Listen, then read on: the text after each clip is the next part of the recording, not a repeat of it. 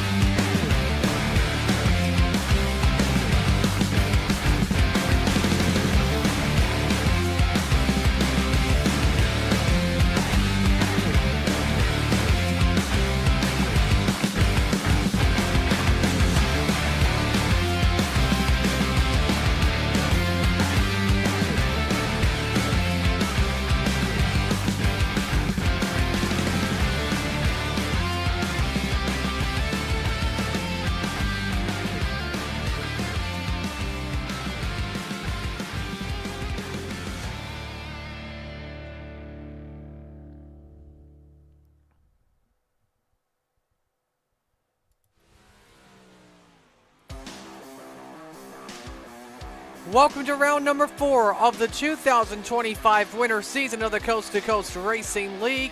We are at the Speed Palace in Pennsylvania, the Port Royal Speedway. It gets wild, it gets crazy. It's just something you don't want to miss. It's got a lot of good racing at the same time. Here in Pennsylvania, high banks, fast straights. We're looking forward to this one. We're so glad you could join us here on the Coast to Coast Racing Network. Marty Sakala here with you this evening. So we got a really good car count once again, 23 drivers with us. If you missed us last week, we were at another long track at the Knoxville Raceway, and it was Clay Christopherson taking home his first victory of the season, and I believe his first as well, Open 358 division win, and that had a heck of a lot of drivers that we needed. I think, what was it, 5 heats and not like the normal 4 we have over 24, 5 heats. That was so cool to see. But yes, that's how things are looking. Last week, Christopherson took the checkered flag in that. In the Rebels division, Keith Jackson made his return to Coast Racing League action. And so he picked up his first win in a long, long time. And then finally in the Renegades, Blake Chapman took home the win. It was a great race as a whole, and Chapman made a pass late in the stages. You know, he likes to save tires. He's figured that out really well. Chapman took the victory in the Renegades. We are looking forward to a fun night, though, of action regardless. The driver's currently on track practicing at the moment, and they actually just wrapped up, so we're moments away from beginning qualifying. And as we begin qualifying, let us know who you are rooting for in the chat. Dino checking in. Hope you're doing well, man. GG to your Syracuse Crunch for of course, taking out my Amerks. We always like to have fun when it comes to that. So, hey, there you go. Racetracks and Sunset, CC Dean Reynolds. So, alrighty, qualifying set to go. Who will be the first driver on the track? We'll watch the driver of the 518, Joseph Grandy.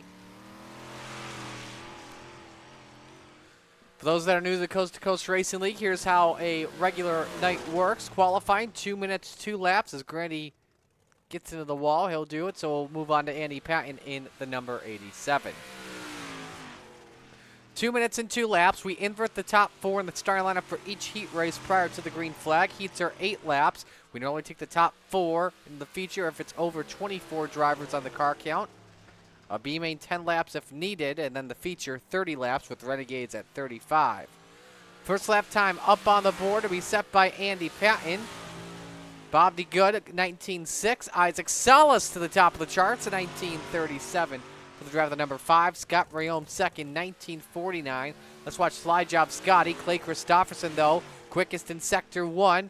So we'll have to keep an eye on him. He was second quick on lap 1, the FTM 51. Putt-putt with a 19.46. Grandy up to second quick on lap 1, 19.409. We'll see if anyone pops up here in the purple. Doesn't look to be the case. Christopherson's second lap slower. Grandy actually goes around, but he has a good lap, though, regardless. Here comes Brian Dickens, green in Sector 2. And it was 200ths off the pace. Kurt Schatzer just came across the start-finish line while Sam Bachman goes quick time. A 19.28, nearly a tenth of a second faster than Isaac Salas. He's got that car hammered down. Mason High with a much better lap, too. Goes up to 4th, a 19.44 for the driver of the 89. Qualifying is complete. And so Sam Bachman the quickest. We've got 24 drivers with us this evening, so we'll have a full field. 8 drivers in each heat, I believe, is the case. That is the case. So we're ready for heat race number 1, brought to you by Gambler Motorsports, official team of the Coast to Coast Racing League. On the front pole position, Harold Klump in car number 2. Next to him, it's the number 4 of Slide Job Scotty, Scott Rayome. Row 2, Mason Hine in the 89. Next to him, it's Sam Bachman in the 007. Row number 3, it's Mike Weeda in the number 81 and Bob DeGood in the 7. In the final row this evening, Butters, Jason Butterfield in car number 93. And rounding out the field, the General, Andy Patton in car 87.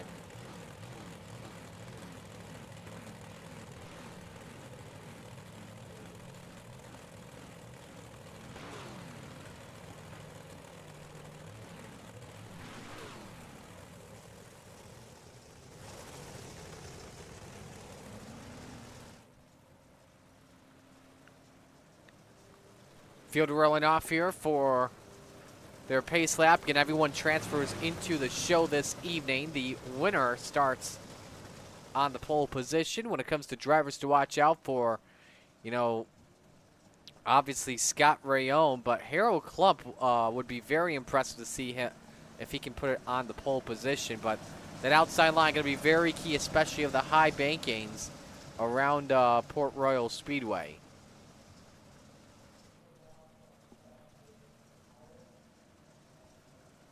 Steve King Foundation pace truck already on pit road. Winner on the pole. We are green for Heat 1 at Port Royal.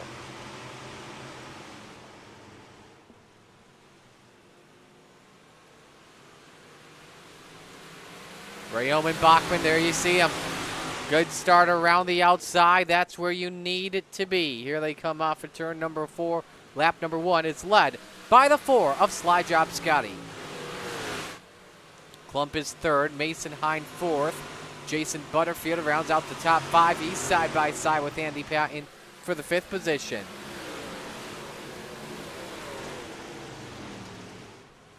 Bachman taking a peek underneath. Nice corner exit, but drifted up for just a little bit. Allows Rayome to lead the lap of the line. As your top 2, while they've got 19.3s and 4s, the rest of the field, 19.5, 6, and 7. Some of them even 22nd lap time. So this FTM team on a whole different level, especially last week in Knoxville when they swept the entire top 5. Something that, you know, is very rare. It's just unbelievable to see.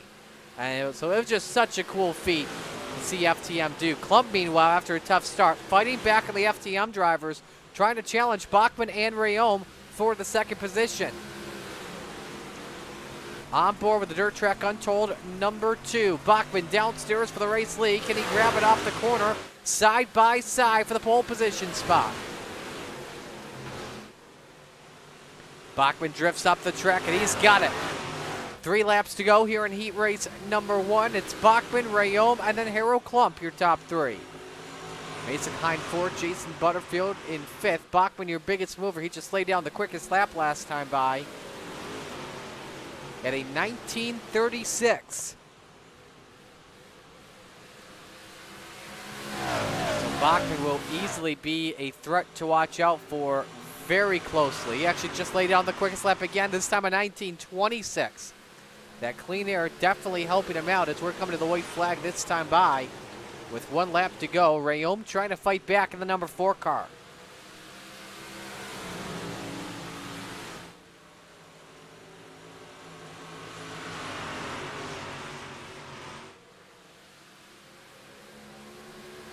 Rayom looking for one last shot here in 3 and 4, but Bachman defends well. It is an FTM 1-2 in Heat 1 as Sam Bachman takes the win in the heat. Rayom 2nd, Klump 3rd, Hine 4th, Butterfield 5th, Weeda 6th, Patton 7th, and DeGood in 8th.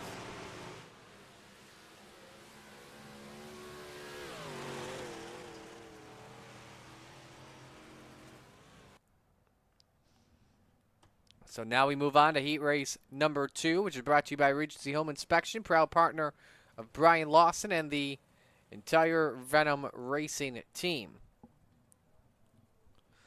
Randall Dixon, the bandit, on the pole in the 011. Next to him on the outside, it's the 218 of Superman, Kurt Schatzer.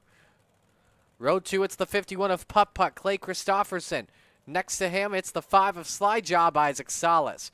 Row number 3, Randy Shreves of the 56, nearly scored his first Renegades win at Knoxville last week. And it is next to him, Craig Bristol in the 093. Final row this evening, you've got Logan Wentz in the 118 and Bud Molyneux in the 883.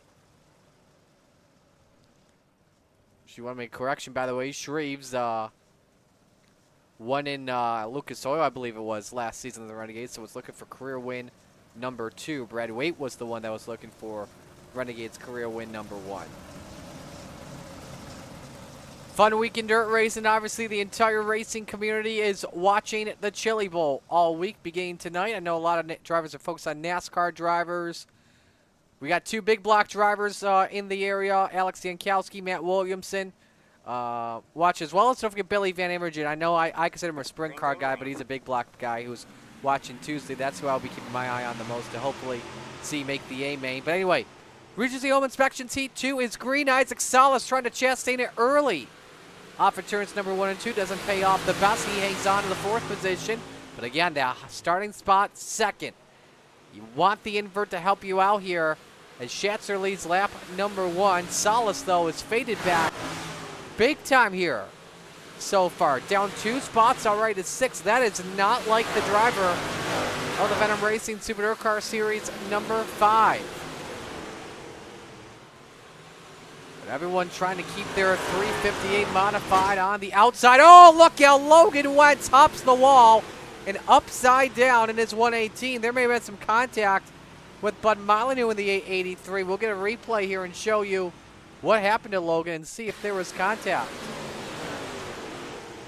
And we just had something else as well happen. Isaac Salas in the 5 is crashing. Yeah, there was contact with Bud Molyneux. Here's a look at what happened to the driver of the 5 while we were watching that first replay shot. Just caught it off of turn 2, loop, hopped it, and then bang into the inside wall.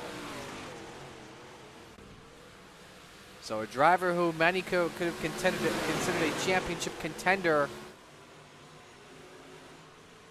this season will have to start from the back as we got a 4-car battle for the lead. Schatzer, Dixon, Christofferson, and Shreves. Up the hill went Dixon, but trying to get a nice corner exit, but FTM very good on the bottom, rocking the Murano line that they've adapted. 3 laps to go in Heat 2. Top 3 all under a blanket. Schatzer, Christofferson, and Randall Dixon. See, it's very bumpy on that high side. Let's take you on board here with the Bandit for a lap. Unless your top two get side by side for the race lead. Over 110 miles an hour going into turn number 1. I guess that's a little bit faster as well in a big block. Putt downstairs for the race lead. Good corner exit. He's got Chatzer cleared. The 51 gets a bumper from Chatzer. 1 to go. Remember, winner starts the outside row, on the outside of the front row. So this is a critical heat race to win that drivers have circled closely. Christopherson's got it. Dixon underneath on Chatzer for a second. That's going to help out Putt, last week's winner. Christopherson off of turn 4 wins heat race number 1. This will be heat race number 2.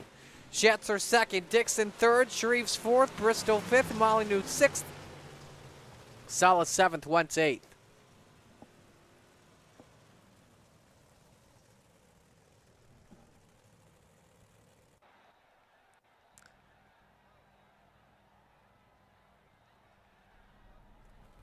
We now move on to heat race number 3, brought to you by Maurer Farm Management, official sponsor of the Retreads division. And you've got a retread on the pole, the Brewer to Beast, Jeff Barker in the 513. Next to him, the Magic Ant-Man, Anthony Morano in the 32. Brian Dickens is the on the inside of row 2, starting third. Next to him, 100 grand, Joseph Grandy in the 518. Row 3, the Snake, Jake Henry in the 171. Next to him, Glenn Sharp in the 99.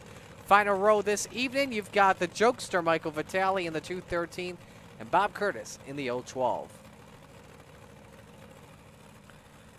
Hello to those of you watching on Coast to Coast Racing Network and Slide Job Racing Network. Arlen checking in, who sponsors the Open 358s, brought to you by our friends at Top Notch Trucking, based out of Minot. And guess what? Arlen actually has his name right. Normally it's Isaac's dad, I believe it is, that's watching, that's named Mark Salas, but it's actually Arlen that watches. So, hey, look at that. The technical difficulties have been resolved with Arlen watching. Thanks for joining us, as always, man. Gramps, as we like to call him in the Coast to Coast. And there's also Corey Schartzer from Venom Racing, room for that team. He had a weird moment Sunday night in the Bob Light GT3s, where his Windows PC decided to update on him while he was running in the podium. That is just heartbreak. We're running at a motorsport arena down in Germany. Final heat race set to go. Winner starts inside of row number 2 with our Open 358 division this evening. Barker and Morano bring us to green. Again, watch closely the second starting spot. That's been very key in the trends here at Port Royal. And you see here once again, he can roll in the center a lot better than he can do in the bottom at the starts. As Morano has the race lead. Joseph Grandy looks for second. Oh, Morano, though, caught the wall, though. Grandy has to back out of it because he has to make sure to pass and not make contact. 3 wide for the lead. Barker leads lap 1. Morano up in the chocolate chips, trying to cook those cookies up. Grandy with a slide job. We're still 3 wide off for turn 2. They bang. Barker and Morano get together. And Barker has to left Morano a slide job. Dickens up high as well. Grandy counters it back. Still a 3-car battle for the top spot. Lap 2, led by 100 grand. Another slider from Joseph Grandy. He's got Morano clear and takes the race lead away. But Morano, good draft down the back chute. Has a run into turn number 3. Slide job for the Magic Ant-Man. No. Uses the Morano lane. And he goes off for turn 4. Uses that baby up into the race lead. But Grandy with another counter back. Once again, he tries to hold the bottom. Puts Morano up over the cushion into the chocolate chips. Grandy with the preferred line. Can he slide job the 32? Yes, he can. Morano with a diamond off for turn number 4. We're halfway home this time. 4 up and 4 down. Morano leads. Now Grandy trying to dust that top off. Here comes the 122 of Brian Dickens as they've been side by side for the entire first half of this heat. How will it go down on lap number 5? Morano still can't have Grandy clear. This is the toughest contest we've had so far in a heat race. Because FTM loves the low line, but this high side fighting back with Grandy. Oh, they get together. as Morano was trying to send it into turn number 3 again. He holds the bottom well, slides up. Grandy now has Morano cleared with 2 laps to go. Morano's starting to fade just a little bit, but we all know he's got a long run car set for tonight for the 30-lap feature in a little bit. Dickens third, Barker fourth, white flag waves, final lap underway. Grandy trying to protect the slider line from being used. Morano gains a little bit though with the banking in 1 and 2. Let's see here, will Morano diamond off the corner? Stays right there, kisses the wall off for turn 4. Joseph Grandy takes the win in heat race number 3. Morano second, Dickens third, Barker fourth, Vitale fifth, Henry sixth, Sharp seventh, and Curtis in 8th.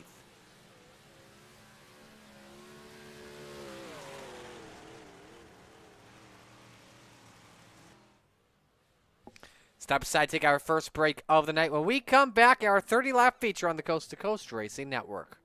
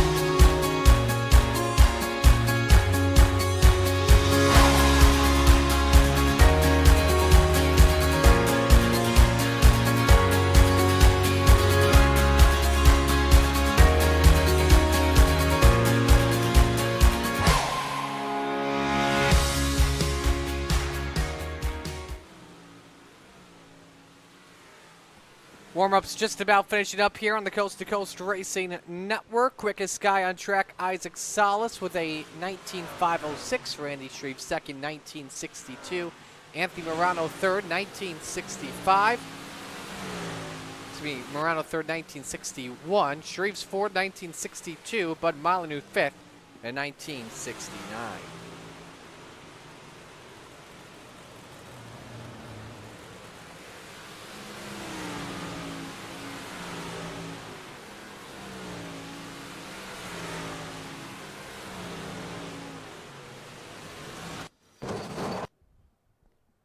So it looks like we are good to go for feature time. So with that being said, let's meet the field and give you the RSN Trackside starting lineup for 30 laps around the Speed Palace. On the pole, Sam Buckman in the 007. Next to him, it's Clay Christopherson, putt-putt in the 051. An all-FTM front row with row 2 featuring Joseph Grandy, 100 grand in the 518, and Slide Job Scotty, Scott Rayom in the 4. Row 3, Superman, Kurt Schatzer in the 218, and the Magic Ant-Man, Anthony Morano in the 32. Row 4, Harold Klump in the 2, and the Bandit, Randall Dixon in the 011.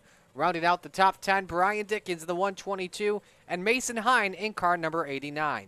Row number 6, Randy Shreves in the 56, and the Bird to Beast, Jeff Barker in the 513. Row 7, Butters, Jason Butterfield in the 93, and Craig Bristol in the 39. Row 8, the Jokester, Michael Vitale in the 213, and Mike Weeda in the 81.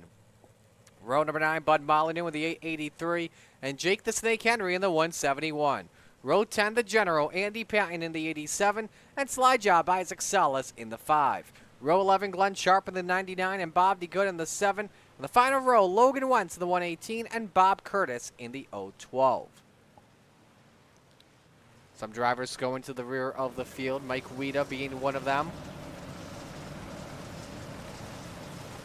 So it's time for picks to win. Let's know who you're rooting for. I'm going to give you my pick to win. I'm going to go with Bachman. He's just looked too good. I think Christopherson gets to a good start and leads early, but then Bachman gets by maybe around the halfway point late in the half.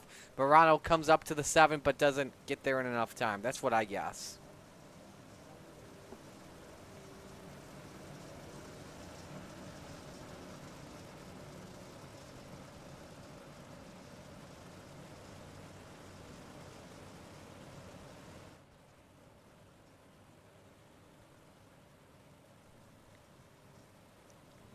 So moments away from our Flatline Racing Bodies green flag.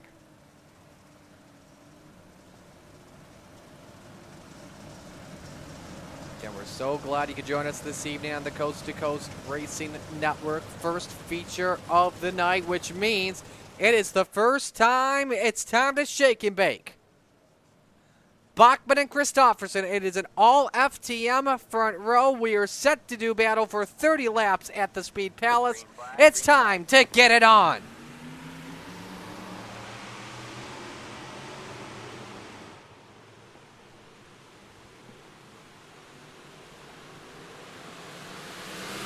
Christopherson gets away with the early race lead. Bachman in second. Joseph Grandy, Scott Rayome racing hard for the bottom step of the podium.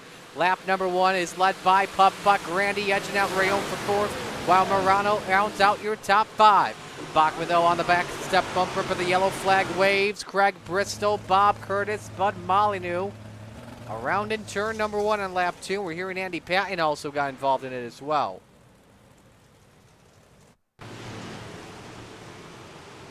Watch Bristol here in the oh, no, it started front. Hard contact from Molyneux from, I think, Vitale. Oh, my goodness. That was the General that went for a wild ride. Wow.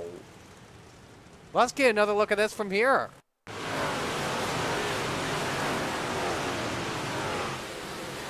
Look at this puppy fly. Wow. That looked like a jet plane blowover or something. Wow, right on board here with Andy Patton.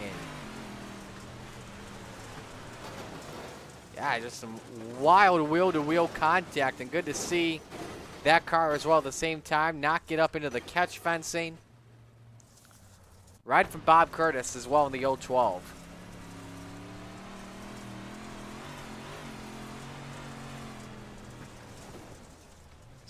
It was just clogged up, had nowhere to go. So Patton decided not to use a quick repair. He leaves that 87 on the racetrack with the damage it's done. You can see on the left rear quarter panel.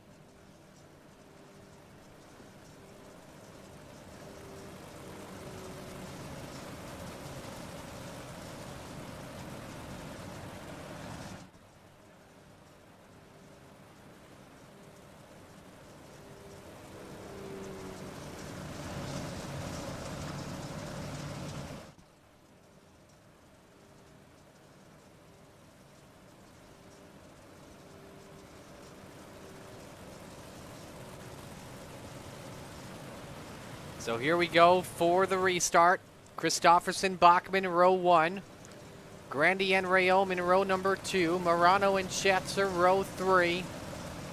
Dixon and Klump, row number 4. And Shreves and Hine round out your top 10. Good start early from a pair of drivers, Isaac Salas and Logan Wentz, who started in the back. They're each up 7 spots early. bad right now at the moment. As we're ready to go back to green. First restart of the night. Christopherson selects the bottom. Here we go once again.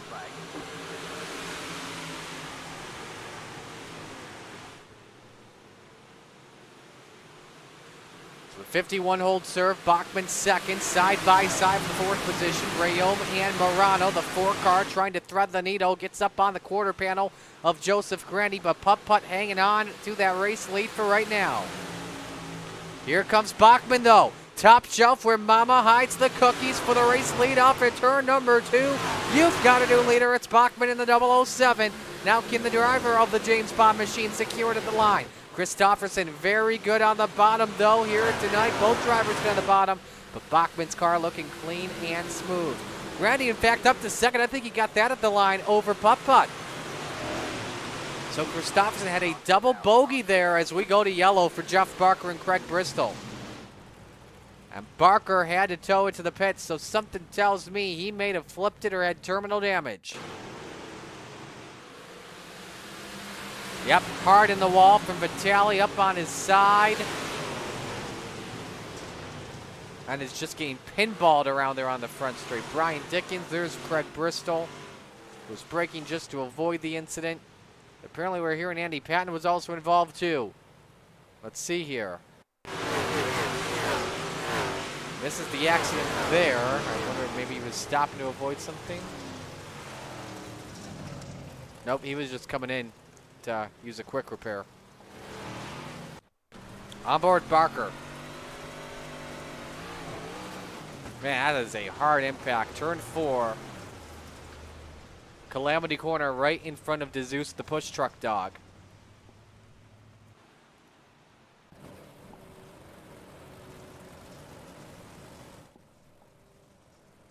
Lights are still on. Should take the white flag this time by.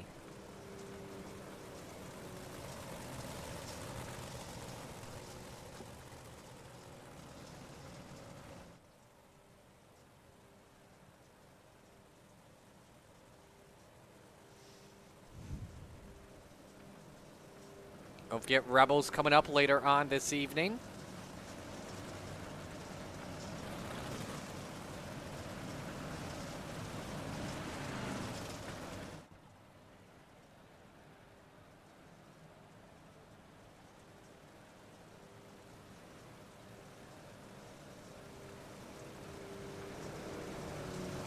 Gonna watch this restart coming up here in just a little bit from our aerial cam.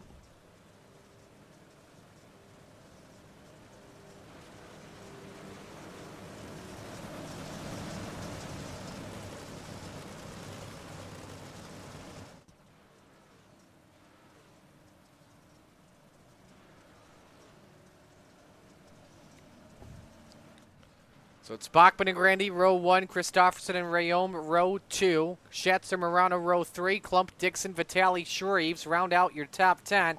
We are 5 laps complete into our 30-lap feature. We're back to green. Green, green, green.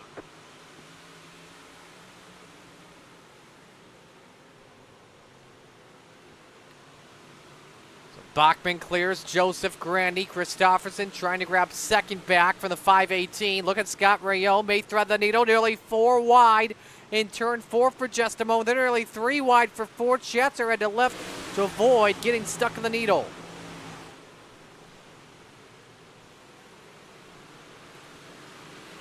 Side by side. Now it's 3 wide with a 51 stuck. Morano, who's at the bottom. Hold the phone, though. Yellow waves, and it's for Isaac Salas, who is upside down. Comes back on all fours, luckily. But needs to get that thing back straight before he gets put a lap down. Ooh, ramped over Randall Dixon. In fact, he actually broke a caution light. Oh my goodness! Was that Molly that took him out there? Holy smokes. Right on board with the number 5 car. Touch the tire of Randall Dixon.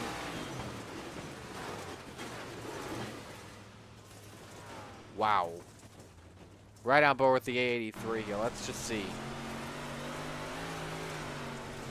Yep. Wow.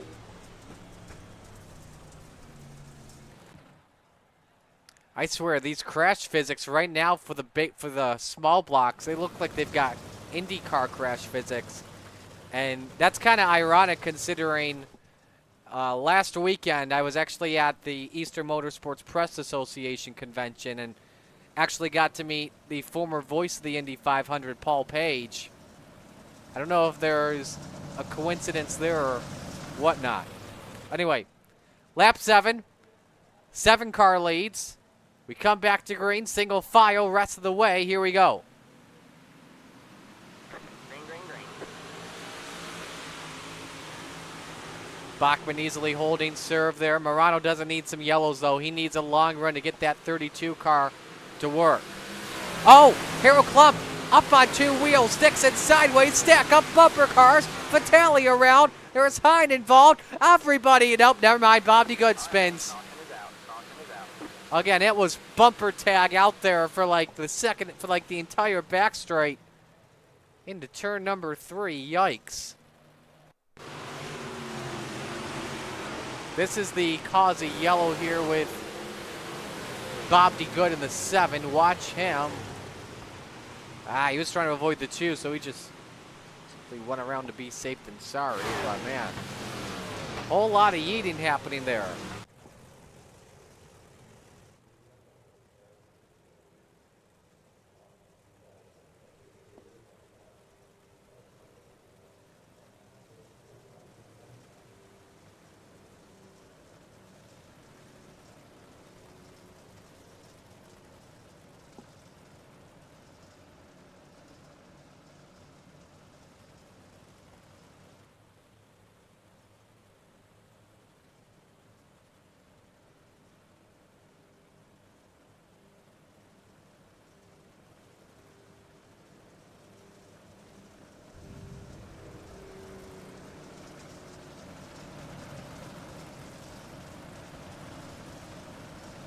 So Bachman trying to make sure his tires don't seal over.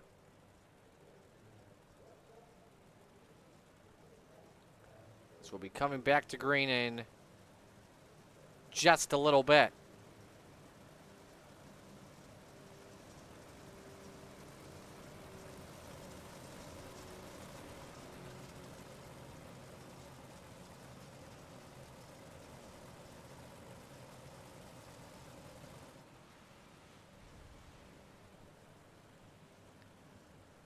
So we take 1 lap off. So we're ready for the restart.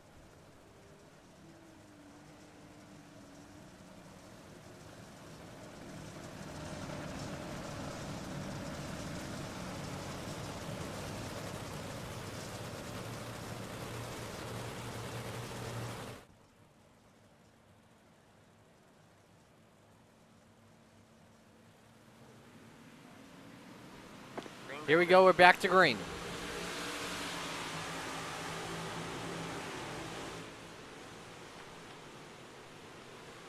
Everyone liking the high side here. The low line pretty much is just giving out. Look how bumpy and slick it is right now at the moment. Even forcing Schatzer up the track as he gets into Rayome. The 4 car hangs on to it, but that may have allowed Schatzer to move up to 5th, and it did. Morano trying to grab the bottom step of the podium away from his teammate. Ooh, Logan Woods. Right now the biggest mover. Clumping the wall on 2 wheels. Keeps her straight. Finds a way to save it. Dickens now in the wall. Well, let me tell you something. How about Logan Wentz? I was about to bring this up. Started in the last position, or checked that in 23rd. He is up to 9th. And we are just a third of the way through this race, taking advantage of all the incidents that have happened tonight. Battle for 6th, Randy Shreves versus Scott Rayome.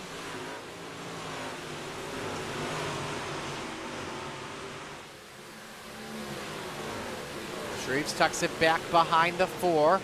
Randy right now, quickest car on the track at a 1964 as we bring up the 5-lap average for the first time tonight. Who's got the better ride right now? Right now, your top two dead even just about. I don't know who's the quicker man. Maybe Bachman. Well, that's your battle for the lead. Let's go to the three-man race for position number 5. Schetzer trying to hang on to it over Scott Rayom. The FTM Express wants his spot back.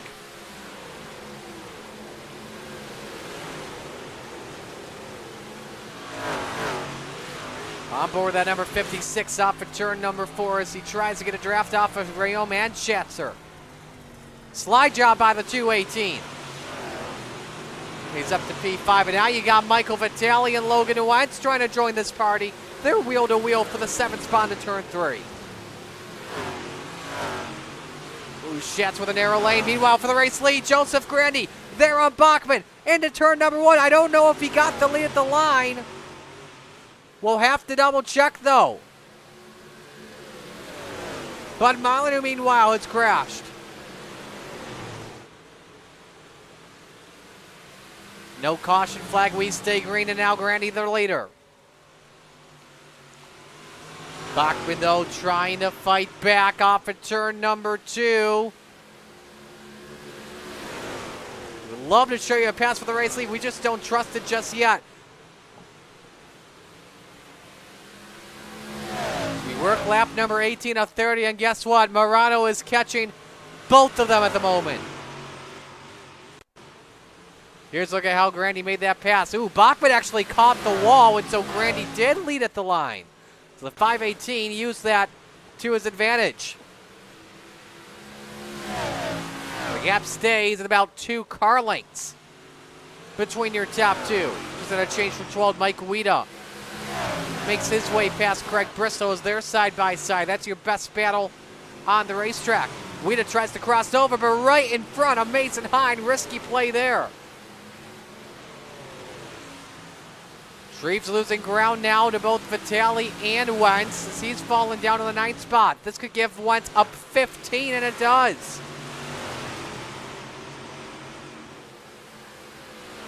Back to the up front, Bachman. High, wide, and handsome off for turn number 4. Grandy hanging on for right now. And now Grandy decides to use the slider line. 10 laps of racing to go. It could become a 3-car battle soon for the race lead. There you see it, looking third, Anthony Morano. Quickest car on the racetrack. This could get interesting with 9 laps to go. We're focused on the top 2, but we may have to bring the third man into it, Anthony Morano. Ooh, Grandy, a little sideways out for turn 2, but the yellow flag waved. And it was, oh no. The commentators, Jenks, bites Logan Wentz in the rear end. He's trying to phrase that right. Bit Logan Wentz in the rear end. Dang. Ooh, Shreves caught him. Ooh, and a big impact there from either Dickens or Butterfield. Go on board here. Good racing here with Vitale for position. I just not expect Randy Shreves to do that. The inside wall, and I think that what may have been Dickens actually. Let's right on board. Nope, that was Butterfield actually. Could be his angle. Man, right off the rock guard.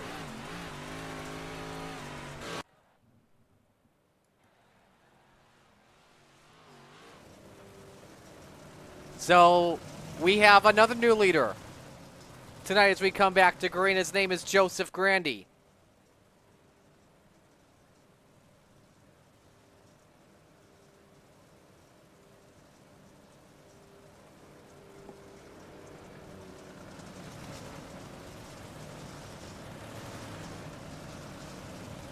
So this is going to make things very interesting as we rack them and stack them back up, with it being single file. I think it's going to take a mistake. If Grandy stays mistake-free, he gets the win. But you see the drivers 2 through 5, they're weaving their tires trying to make sure they don't seal over. That's not bad of a strategy.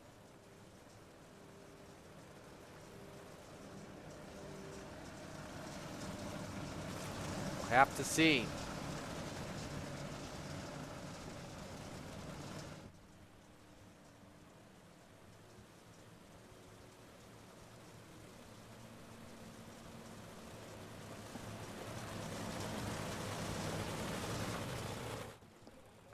Here we come for an 8-lap shootout to the finish.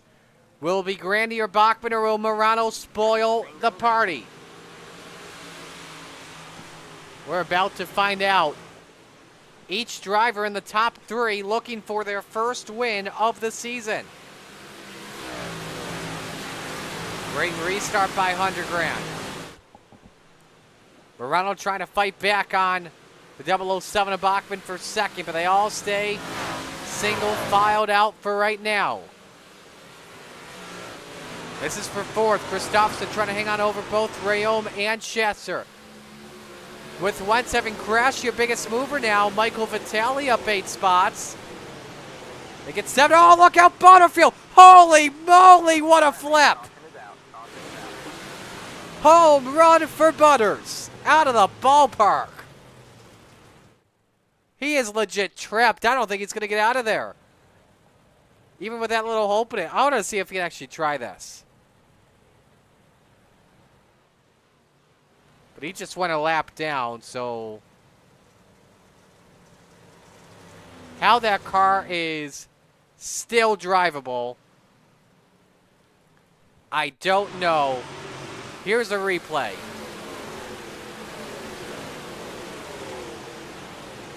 No yaw, catches the wall, off-road in time. Just cartwheeled in front of the turn 4 stands. Take it right on board.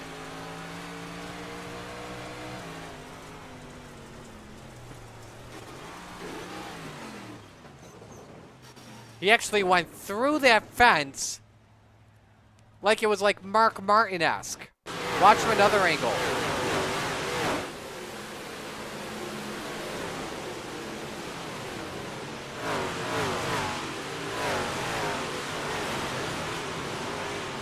That's crazy, man.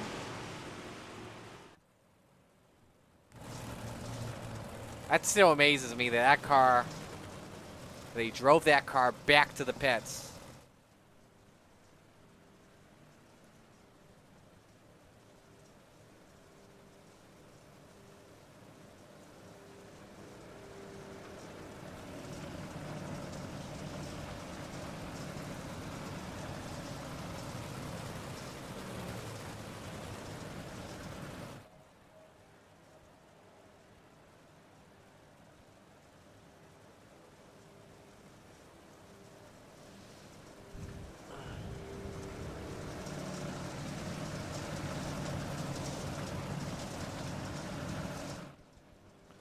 So here we go once again for a restart. If you're looking for the Rebels division,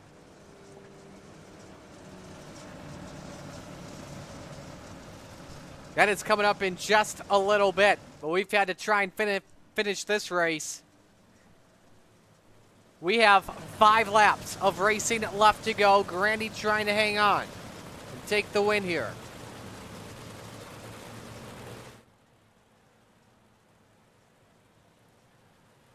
So we're back to green.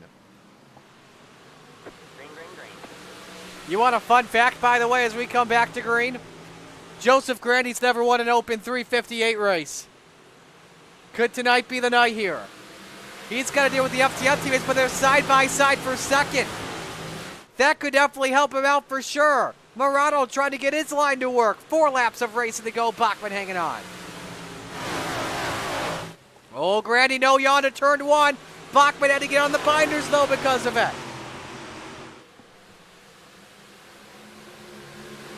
Is helping out both right now, Grandy and Morano. Top 4 drivers all using the longer way around the racetrack. 3 laps of racing to go. Oh, Morano off the wall. Can't be doing that, though. And it's FTM 2 through 5. If Grandy makes a mistake, FTM's got a chance maybe for at maximum a top 4 lockout. 2 sticks in the air, 2 laps to go. Will it be Grandy or will it be Bachman? Bachman up on the wall. It is all about hanging on for dear life in the end of this one. Will the slider line, though, be put into play? We're about to find out. White flag out, 1 to go. 2 car lengths separate Grandy and Bachman from victory. Will Grandy defend? Bachman is sent into turn number 3, but he catches the inside wall. Off the corner, first time open, 350, a modified winner. Grandy does it at the port. Bachman second, Morano third, Christofferson fourth, and Rayom in fifth.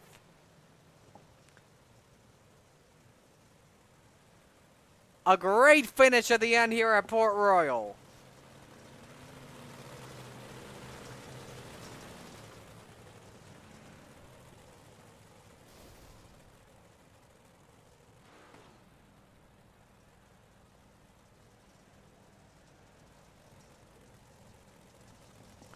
So Grandy gets to put his car up onto victory lane, and as he does that, your results, biggest mover tonight, Vitale. No, actually Glenn Sharp from 21st to 13th, up 8 spots, surprisingly.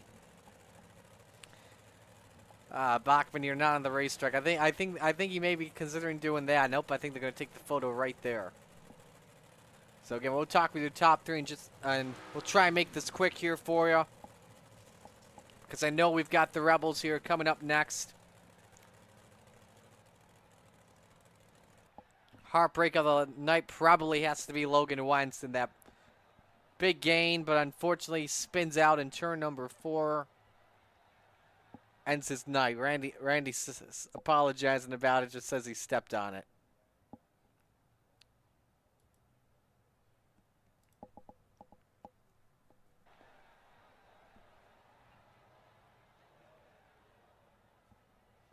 So just waiting on the FTM drivers to come on in, then we'll get things started. I think we'll wait on Morano here. He'll be the first man up. Hey, you know what? Let's we had Grandy. Okay, there we go. Now we got him. And we got Morano. So alrighty, let's bring in the third place finisher, Anthony Morano. No, they don't. Get your shirts for the Magic Ant-Man, that's for sure. You should actually sell shirts. Yeah, it wouldn't be a half bad idea. Take me through your race as a whole. Started 6th, finished 3rd. Middle line just didn't come into your play late in the going. Yeah, it was really rough out there tonight. Didn't really matter where you went. I think you're rattling your teeth around pretty good. So I think most of it was just trying through the bumps, and I felt really good up top. Just it was pushing a nose so bad every time I hit anything up there. So I was trying to run the middle. It seemed a little smoother in 1 and 2 especially, but you lose momentum if you don't run up against the wall. So I think that's what killed me a little bit. But that heat race with Grandy, that was a blast there. That was a lot of fun. The track wasn't rough. You can move around. And the top 3 there for the future, we kind of were trying to run away and hide and put on the show by ourselves. But a few cautions eliminated that. But hell of a win for Grandy there, and Sam ran a great race. And FTM got 4 out of the top 5, so we'll take that. Who do you want to give shout-outs to? Unfortunately, we got to make this quick with the Rebels coming up. Gotcha. Thank my wife Sherry, the boys at FTM, Dean at Superhero Car, Logan at Hyman Lens, Gunnar at Swan Speed Shop. He just updated the setup this morning. The thing was a rocket. DJ Sim Shop, Expert Installation, Casper Flagstone, MDI TV, GripHack.com, Top Notch Trucking for sponsoring division. Marty for doing a broadcast and coast to coast. Alrighty, man. We'll let you go. Great job, and best of luck rest of the week. Thanks a lot, Marty. So Anthony Morano finishes 3rd. His 2nd place we go, and Sam Bachman in the 007. Sam, I like your sound effect too. What more did you need for Grandy? Was it that mistake that cost everything there? Oh yeah, that mistake definitely cost me. It was definitely gonna be hard to pass if I could have stayed up front, but got into that wall a little bit, and I couldn't get it off sooner or later or whatever. And Joseph capitalized on it, and it was just hard to run him down after that. Otherwise, what worked well for you tonight? Oh, I mean, topside. I mean, it felt good or whatever if you could stay out of it. But I feel like if I had a little bit of a different gear, I could have probably maybe gave Joseph maybe a little more run. But other than that, he ran a good race. Well, good run though tonight, that's for sure. Who do you want to give shout-outs to? All the boys over at FTM, Gunner at Swan Speed Shop, Dean over at Super Dirt Car Series, X for Installation, Marty, you for broadcasting, and Coast to Coast. Alrighty. Well, Sam, great job tonight. Best of luck rest of the week, all right? Thank you. So let's go to your first time Open 358 winner, Joseph Grandy. Joseph, I know you've won a lot of these, but did you realize that it's your first ever Open 358 win? Yeah, finally, I usually have some pretty bad luck here Monday nights with these things, but finally things went my way and got a W. Yeah, I'm going to have to make this quick, unfortunately, with Rebels coming up, but take me through taking advantage of that mistake on Bachman to grab the race lead and not look back. Yeah, honestly, that's probably what anyone would have to hope for there to pass anybody there in the top five is someone to make a mistake. The track was, pretty line dominant, and yeah, he bobbled and capitalized on it. Who do you want to give shout-outs to on the run? Catalytic Recovery, West End Tone and Repair, all the guys over at Inferno, Mad Rabbit, D&T Designs, A&J Custom Creations, my girlfriend Olivia, all the guys at Coast to Coast, and appreciate you, man, for doing the broadcast. Alrighty, man. Great job tonight. Congratulations on the win. Best of luck in sprint cars later on. Thanks. So Joseph Grandy gets the job done. We will step aside and go to break. When we come back, it's Rebels time on the Coast to Coast Racing Network.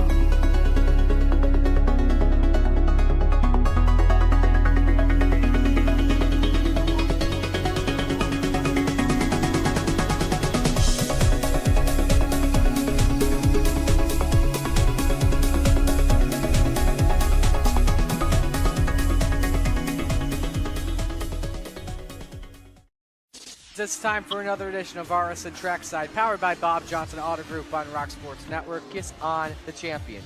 Trying to be a Bit of a hiatus, so let's get. Tonight when we talked about it,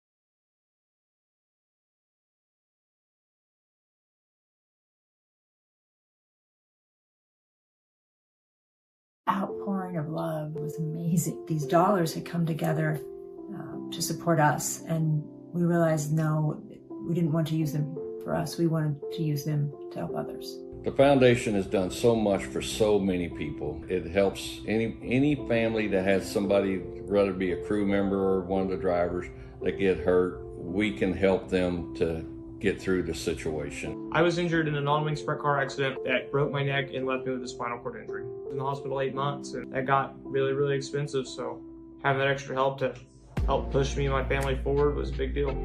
I was involved in a pretty gnarly sprint car crash. Found out my brain was swelling and bleeding. Pelvic bone was broken. I had 2 cracked vertebrae on my back, and I was in the ICU a little over a week. The Steve King Foundation reached out to my parents. We received a donation from them. Immediately, they started me on what's called neurofeedback, and insurance did not cover the neurofeedback appointments. So we received another donation from the Steve King Foundation. It really helped a lot, and I just want to say thank you. Thank you from the bottom of my heart to the Steve King Foundation for everything that they have done for me.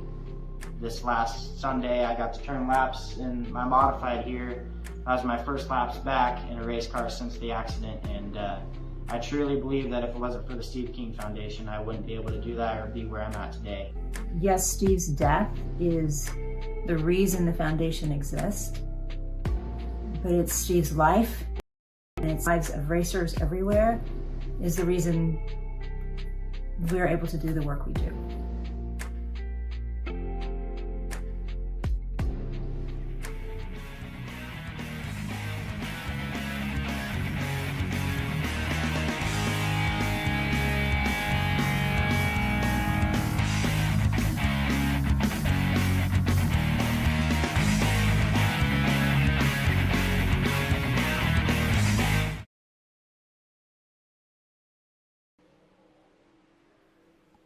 Welcome back to the Port Royal Speedway, where we are getting set to go for our B Division Rebels coverage. And the Rebels, as always, are brought to you by our good friends at Racemen, newest member of the Coast to Coast Racing League family. We're so glad that they could join us all season long. So he's checking in here in the chat. Thank you all so much for joining us here this evening. I know Randy was checking in earlier on. No new updates. Again, tell your friends to tune in. Let us know who you're rooting for in the chat here for Rebels. So, in we go. Top 5 drivers make it into Renegades, pending IL, and we are ready to go for action. Dylan Berg, the quickest, for those wondering, at a 15:48.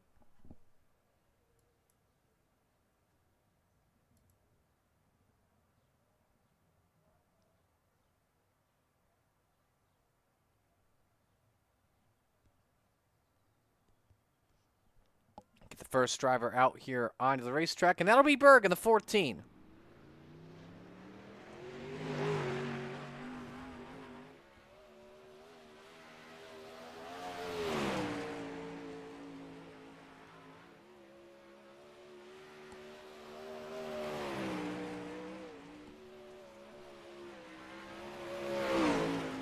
Again, don't forget, top 4 drivers are inverted because I believe we'll only have 2 heats this evening. So if you're 8th, that may be what you want. 8th and 7th, that would be what you want. Grandy goes top at 15.773. Berg Ford 16.306. Let's watch Keith Jackson here on lap number 2 as he makes his way off the corner. Keep in mind, purple's the color you want. Here come the second lap times in. Ross up to third, 16.036, 15.83 for Keith Jackson. Here comes Steve Maurer off for turn number 4, finishes his lap times up. Let's go to Andy Patton. Took that wide ride in the open 358s.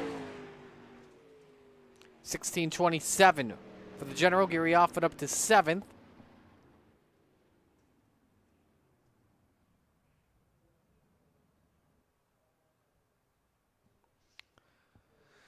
And so that should pretty much do it here for qualifying. Bob Curtis coming on track, but I think just trying to get some lap time here.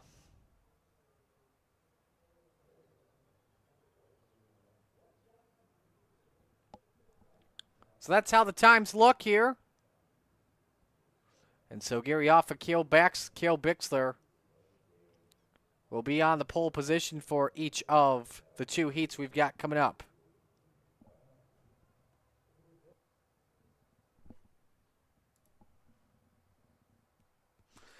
So 7 drivers in Heat 1, which is brought to you by Gambler Motorsports. Here's the starting lineup as we've got a Gary front row. Looking Gary-rific as Gary Offutt starts on the pole, the 94 next to him. Shouldn't he be riding in Washington tonight? I'm pretty sure his preliminary night is tonight. Guy with the same name, but the captain, Gary Taylor, on the outside of the front row. Row number 2, the bass man, Roger Craig in the 747. Next to him, it's 100 grand, Joseph Grandy in the 518. Row 3, the general, Andy Patton in the 87 and Mason Hine in car number 89. Final car on the grid this evening, Bob Curtis, he's in the 012.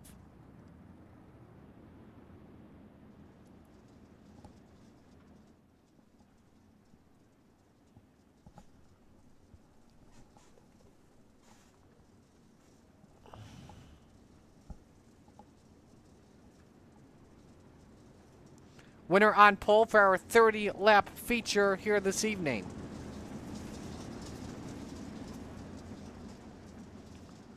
And so now with the sprint cars at Port Royal, like we always say, they are a handful here. Roger Craig starting third. Here's a fun fact. Without the drops in effect, he's your points leader currently, 193 to 166 on Andy Patton. We are green for Heat 1.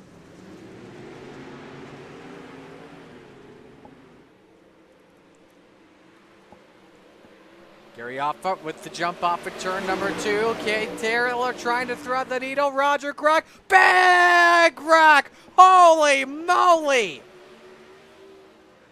That wasn't too Gary-rific as both of them take wild rides. Grandy goes through to the race lead. Craig led the opening lap.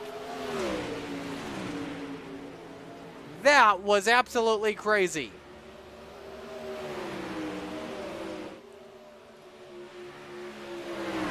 I'm sure Offa would not be too pleased about that.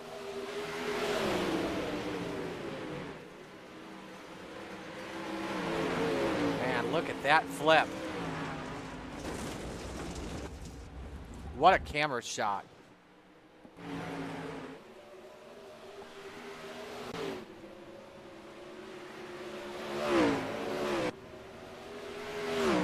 Grandy holding on to the race lead as we're halfway home. 4 up and 4 down.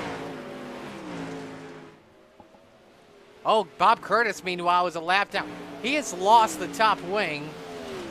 I don't know what happened. But Grandy's checked out a 1.5 second lead on Roger Craig.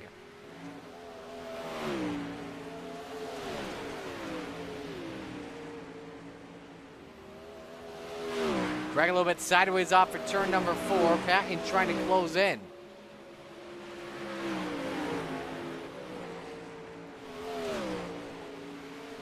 Quicker car was Patton last time by about 0.3 of a second. As the final lap underway here in Heat 1.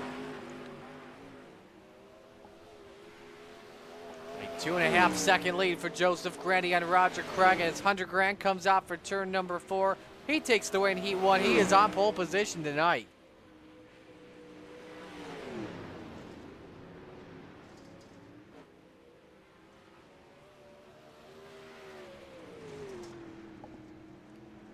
Craig second, Patton third, Hine fourth, and Curtis Offa and Taylor round out the field.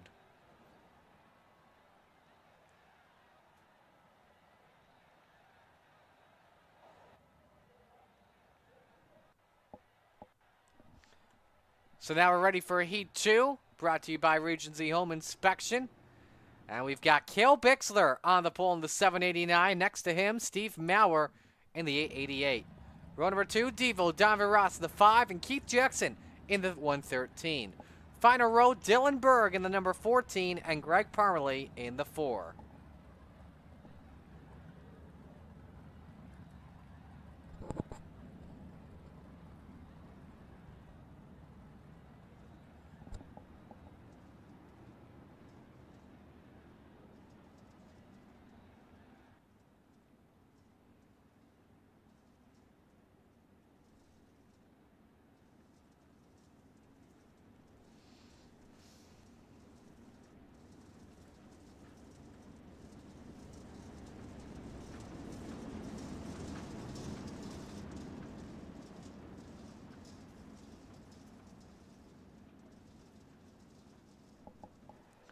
This will set the outside row for tonight's feature. And I think we'll go one extra lap before we go green.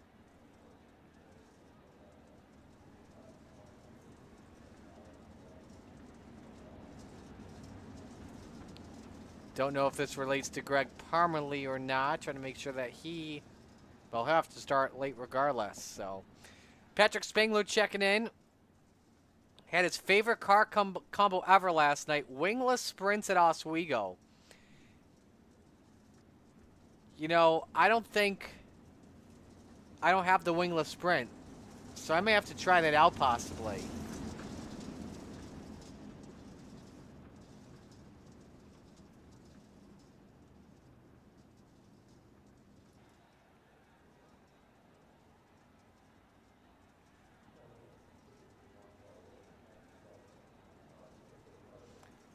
Anyway, here we go for the green again, set to determine the front row, and we're underway.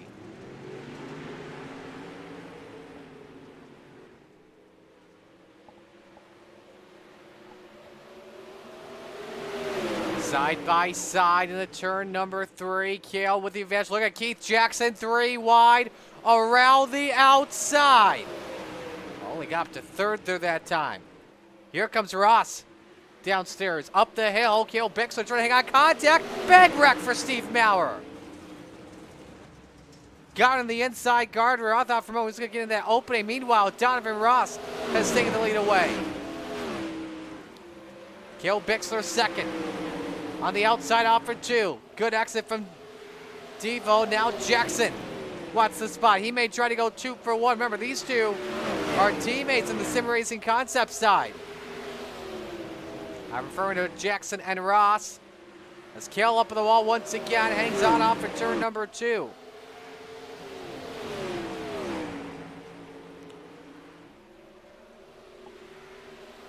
Jackson moves up to P2. Kale wants his spot back underneath.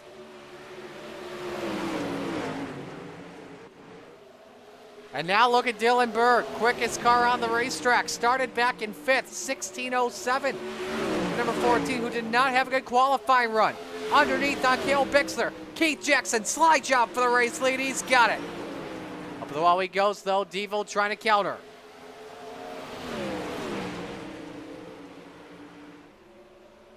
Jackson up on the wall. Bixler, excuse me, Berg up in the wall. That may have actually helped out the 113. He's pulled away a lot from Donovan Ross.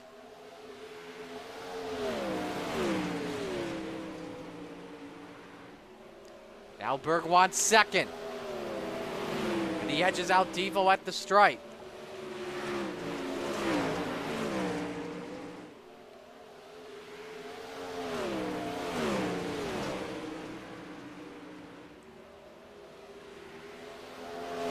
Berg is second. Ross is fading. He may have actually run out of fuel coming to the end. And he did, down to 4th. Keith Jackson, meanwhile, takes the win in Heat 2. It's Berg, Bixler, Ross, and the rest of the company. We'll step aside and go to break. When we come back, feature time for 30 laps of the Coast to Coast Racing Network.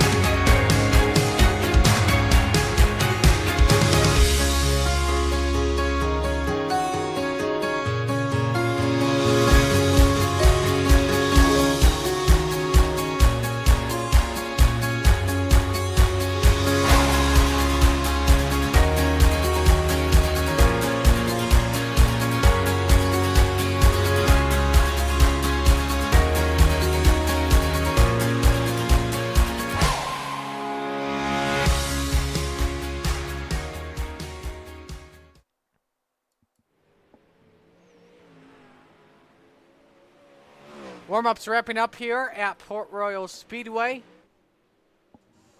Joseph Grandy is the quickest right now at 16:07. Keith Jackson second, 16:36. Dylan Berg third, 16:37. Andy Patton fourth, 16:59. And Roger Craig fifth, 16:71. Remember, top 5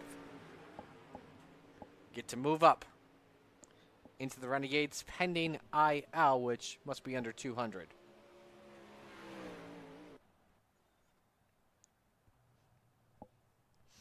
So we're ready to go. Let's meet the field and give you the RSN trackside starting lineup.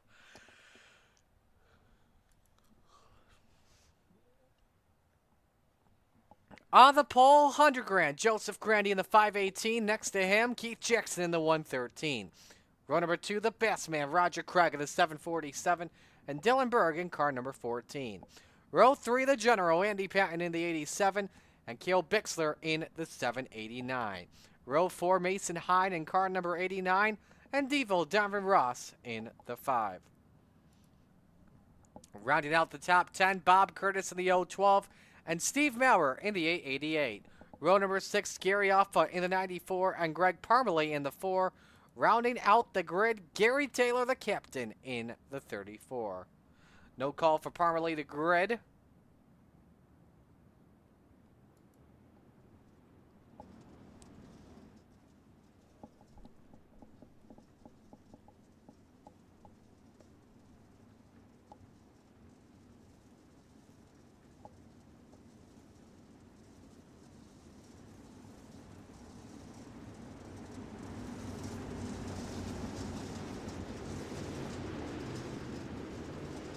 Time for picks to win here. I'm going to go with Jackson to go back-to-back here. But I believe whoever wins regardless, it's going to come from those first 4 spots. Green flag, green flag. Time to get it on here at Port Royal. We're shaking and baking for the second time tonight.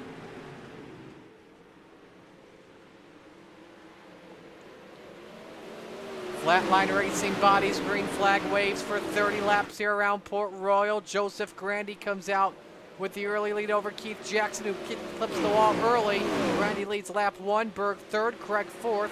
Cale Bixler, Andy Patton battle for the 5th and final transfer spot into Renegades. Mason Hine trying to become a factor of this in the turn number 3. Patton slides up, got Cale Bixler from netcode. The 79 catches the wall.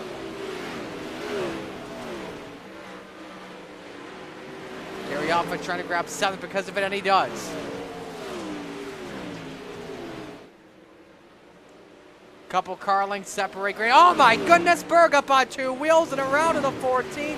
Trying to have, oh my goodness. He got tattooed.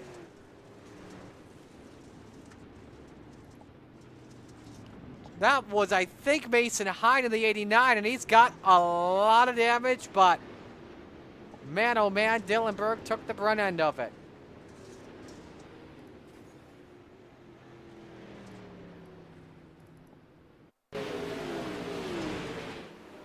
Look at William, just caught the wall, and there it went. All wheels off the ground. Try to hang on to it, but there came Mason Hyde.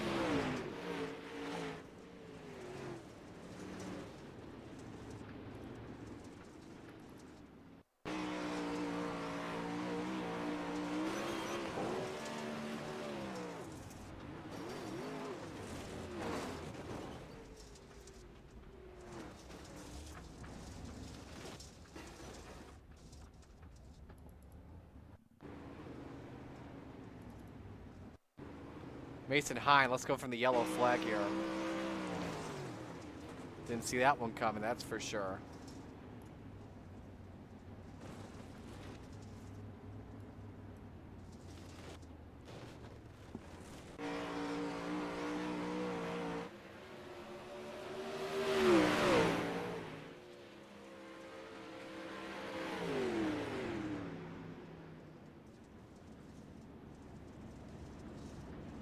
So Hine uses his quick repair.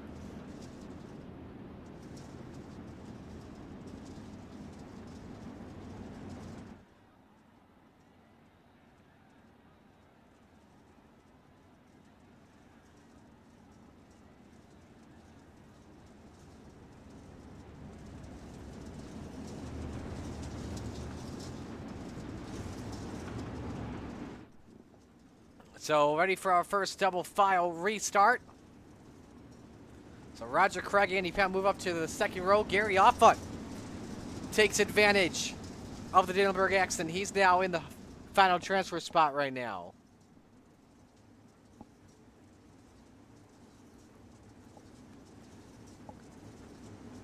Grandy, the control car here on the bottom. When we come back to the green flag. Green, green, green. Good restart from Joseph Grandy as he holds serve. Look at Roger Craig trying to grab second. On Jackson, not able to do so. Andy Patton trying to battle for the spot 2 at the same time.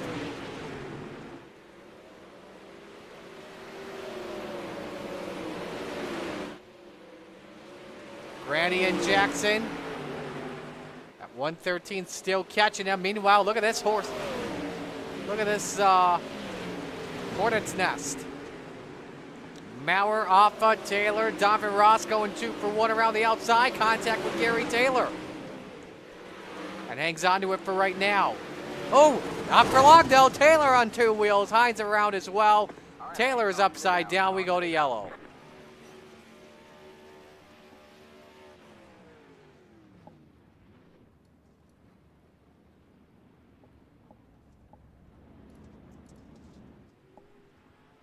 Show you a replay on what happened.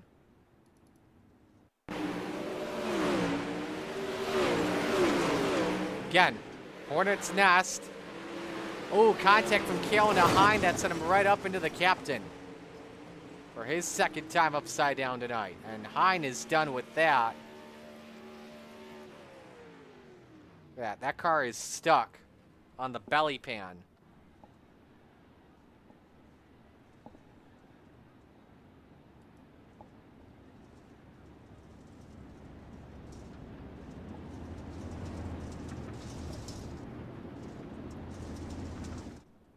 So a couple laps through this one. We'll go to green next time by.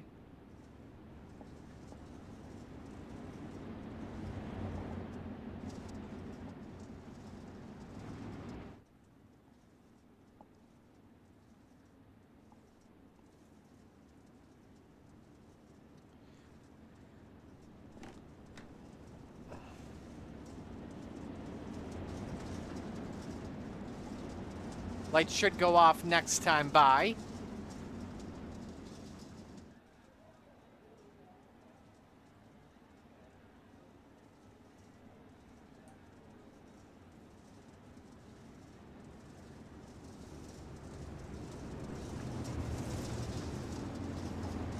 Alrighty, we're gonna watch this restart from our aerial cam as we come back to the green flag. Biggest mover on track as we come back to green. You guessed it, Gary Offutt.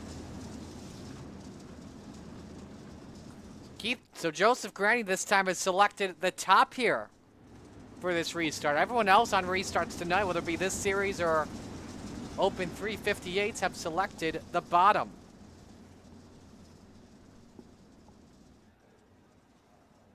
Here it is from the Chapman Racing drone. 7 laps up on the board, back to green. Green flag, green flag.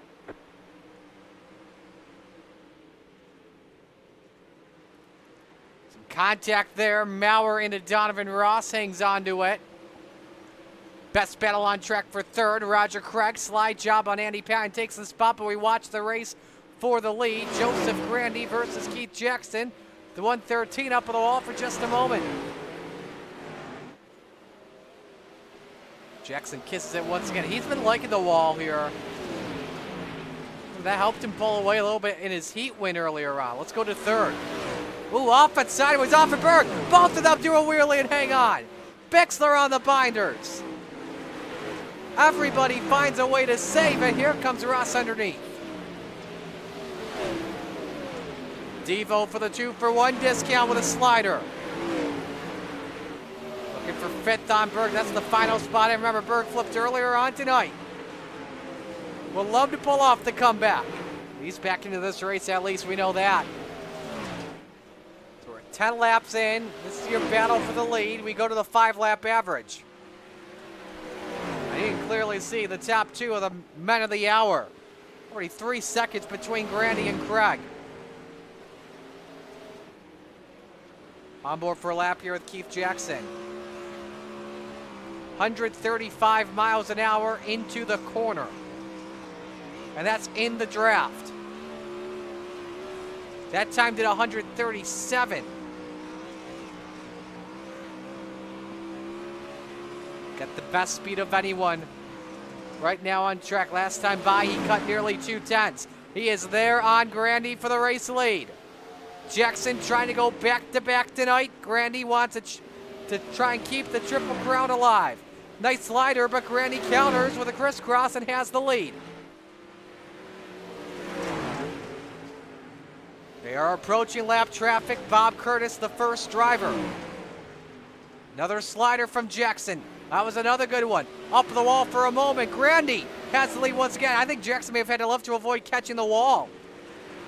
But now the leaders approach Bob Curtis. It's going to be a factor. Jackson was right there on the outside. Grandy slammed the door right in his face. They also approach Gary Alpha. What a move from Grandy and Jackson. They both thread the 94 and the 012. They are still door-to-door to turn one. Grandy clears for right now. This is a phenomenal race. They already have put up 6 seconds on Roger Craig while they were still battling each other neck and tooth. Let's go to P3. Dylan Berg in the wall. Up, all wheels off the ground, and he's around. All right, man, caution is out. And the yellow flag comes out. Grandy hanging on to the lead.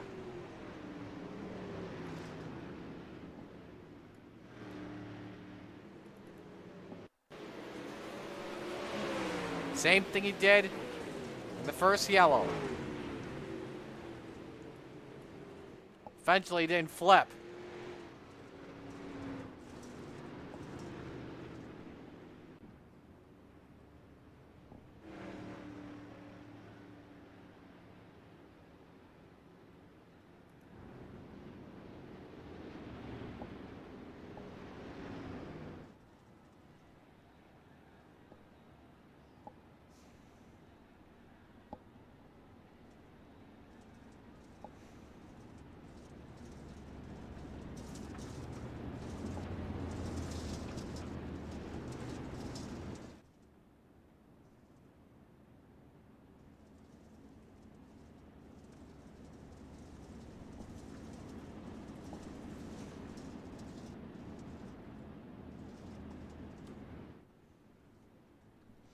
So it'll be single file restarts here the rest of the way through. But all eyes are watching Grandy and Jackson putting on a clinic.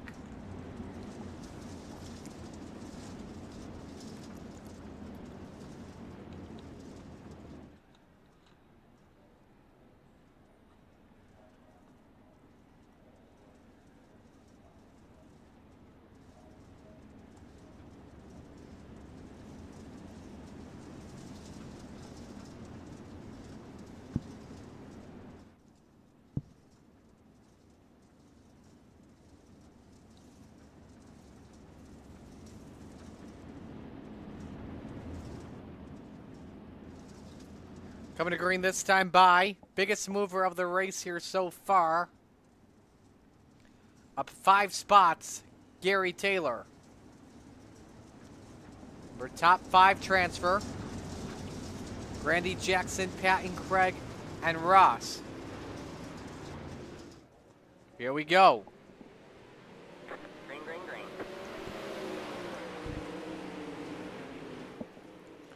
Grandy holds serve, but remember Jackson held the top. Grandy just used the small slider to keep it going, and look at the distance they've already put up on Andy Patton. 1 second. Here we go. Round 2. Jackson underneath, doesn't work. Ooh, I think maybe Grandy may have caught the wall there for a second. We'll have to see. Donovan Ross, meanwhile, back up to 5th. MLK Bixler trying to get into the top 5.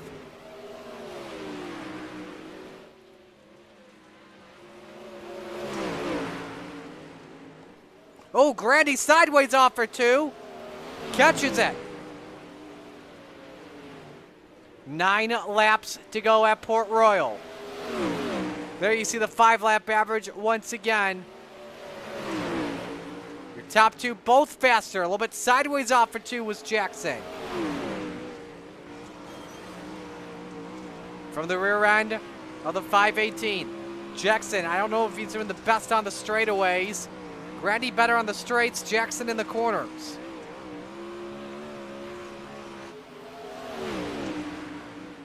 Oh, they're approaching. Roger Craig, who's lost a wing. He was in the top 5 at one point. I don't know what happened. He's lost the right front as well. He's got to get that car into the pits. He is limping that baby. But he's just trying to hang on for a finish. Donovan Ross, meanwhile, on the wall. He's damaged the front bumper. So Cale Bixter now with a chance in a feature spot tonight. And I would guess, should Cale finish in the top 5, that he would actually let Cale, that Steve Bixter, the mayor, would actually let Cale take it. More lap traffic ahead for the leaders, Bob Curtis and Gary Offutt. No issue with the 012. Jackson, though, catching Grandy. And Offutt, a classy man, lets the leaders have the top. Let them race it amongst themselves. 4 laps to go. Grandy or Jackson, who do you got? Again, Grandy a little bit sideways.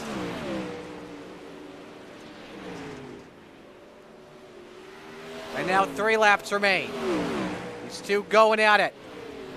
Meanwhile, you got Patton and Ross in a race for 3rd spot, too. The 5 car quicker than the 87.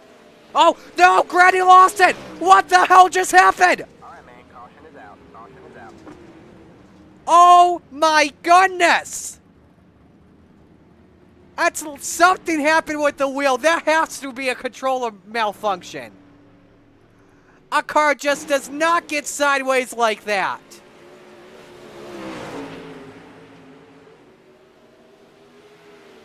Yeah, you can see those wheels immediately go hard to the left. That's a controller glitch. Oh my goodness. You gotta be kidding me.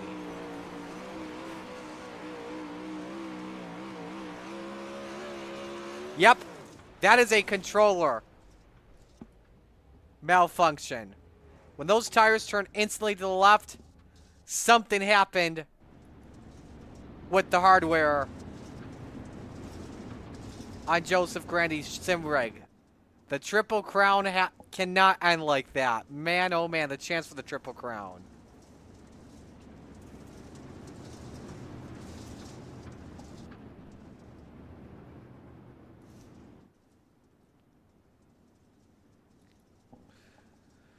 So now we get Jackson now as your new leader, and now all of a sudden Andy Patton, the general, has a chance to spoil the party, but with the pace that Keith Jackson has had tonight, it's going to be very tough. So now all of a sudden as well at the same time, we pretty much have your top 5 all set for Renegades, pending IL. Jackson, Patton, we'll have to see depending on tonight. Donovan Ross, we'll have to see. Cale Bixler is good. And Steve Maurer is good. Steve Maurer in a Renegades race. That is good for him. Definitely deserves one. You know, you always want to have those moments having your Renegades debut. I don't believe... I'd have to look and see if Maurer's ever running the Renegades. We know the front 4 have, but anyway. Green-white checkered. Patton timed the restart well, but Jackson better launch.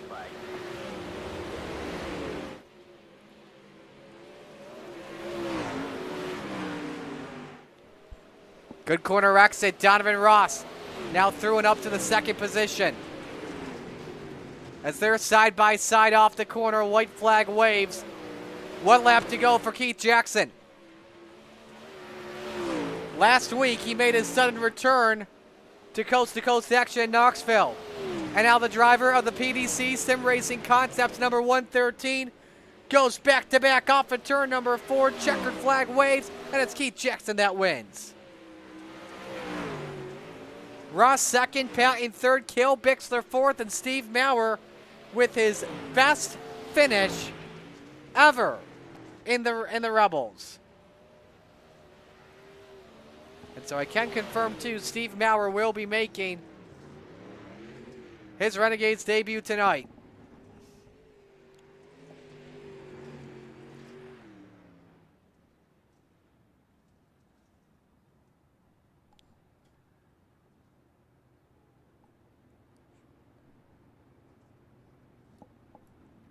So as Jackson comes to victory lane, here's a look at the results from tonight. Again, top 5 eligible to transfer pending IL.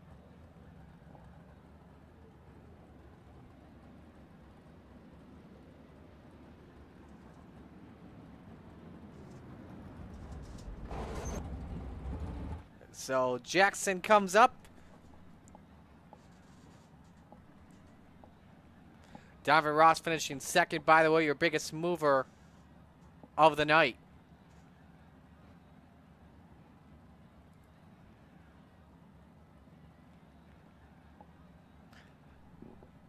Just saw a funny post on our Coast to Coast Discord by Patrick Spengler, a gif of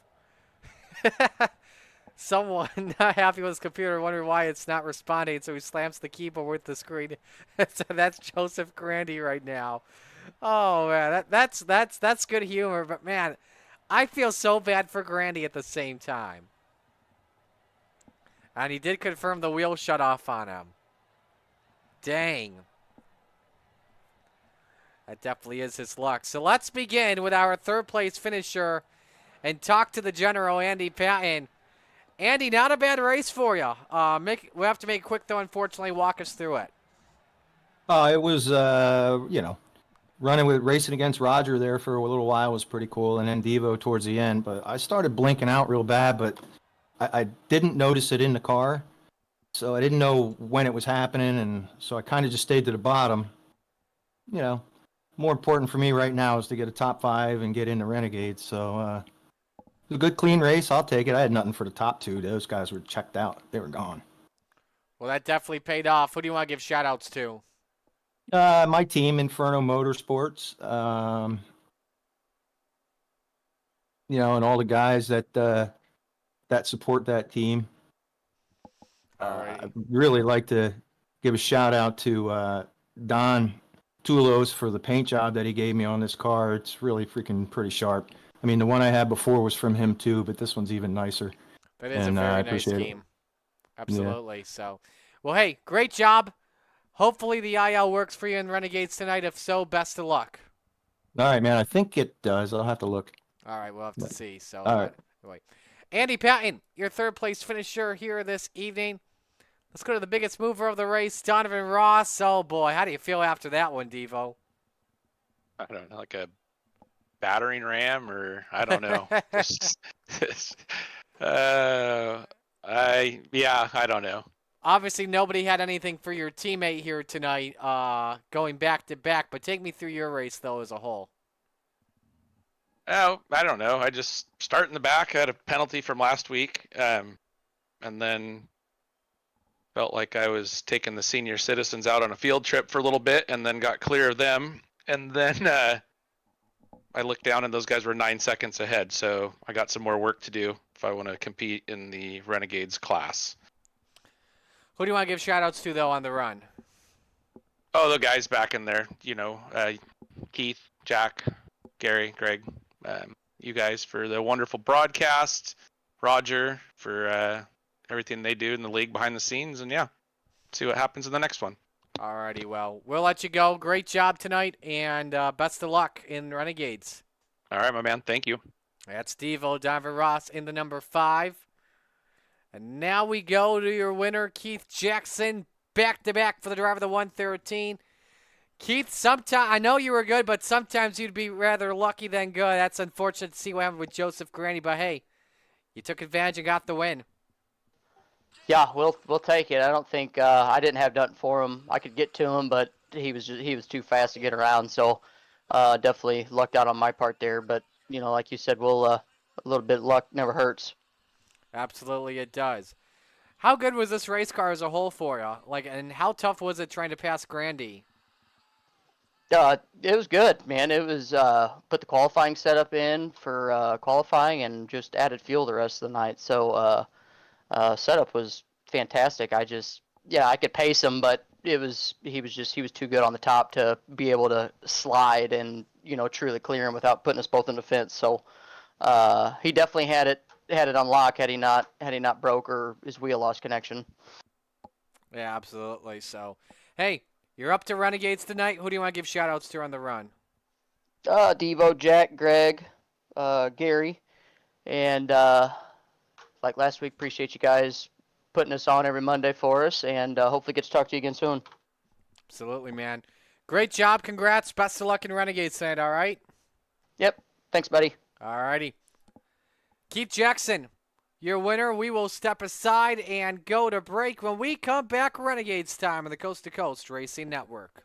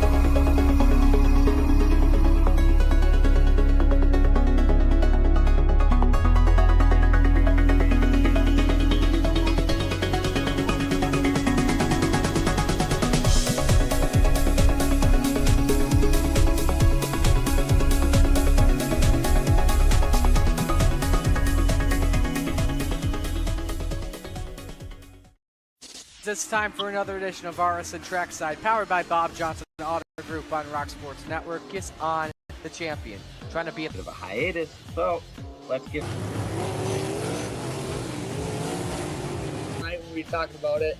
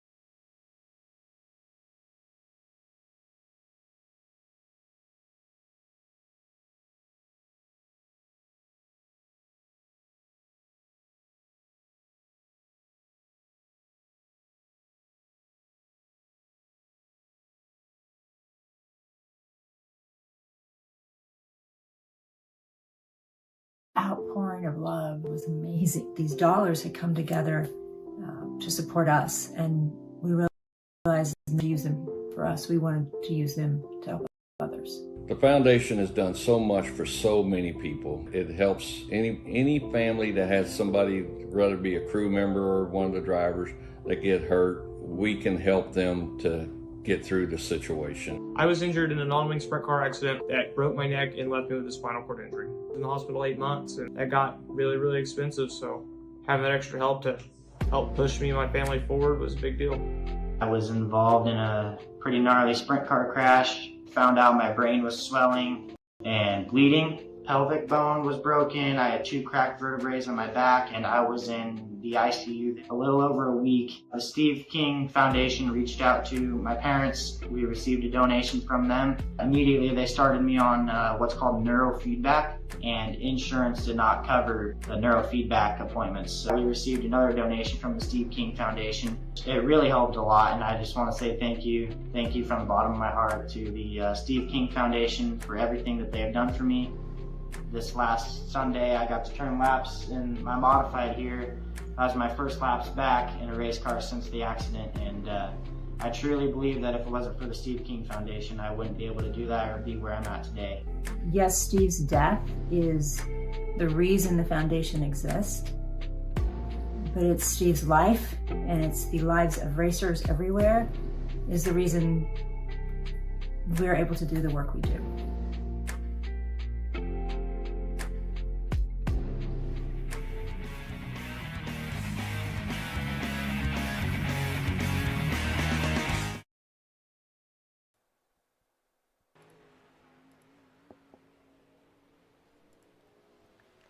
And we are back here on the Coast to Coast Racing Network as we get ready to go here for Renegades at the Port Royal Speedway.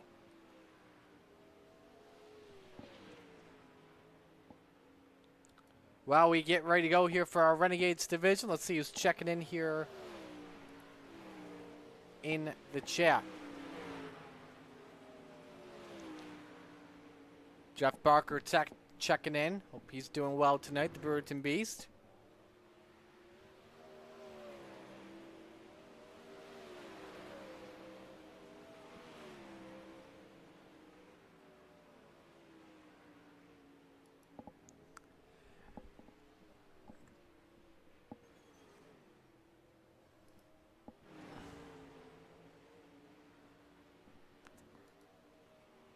As we get ready to go here, let's give you your schedule for tomorrow night.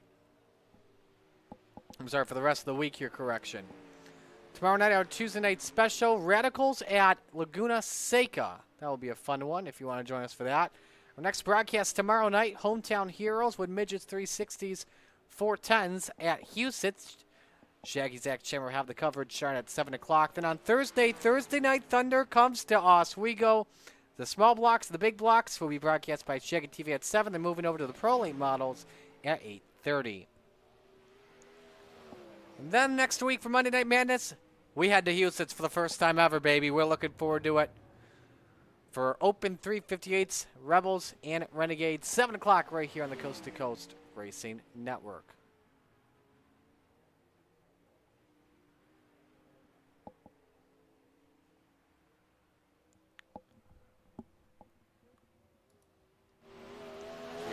Let's look at how the times are shaping up.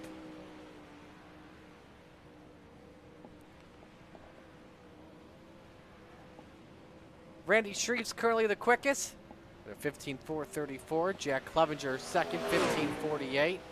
It's Rick Main, Jeff Barker, and Patrick Spangler rounds out the top 5.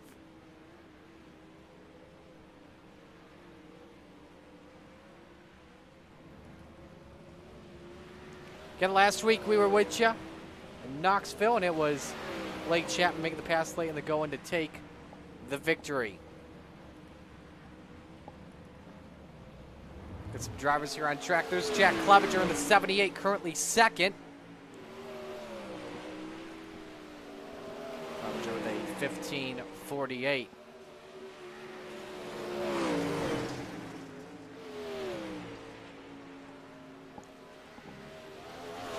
Clevenger pulling his car in. Here's the Birds and Beast, Jeff Barker. Fourth quick. 20 drivers with us here this evening.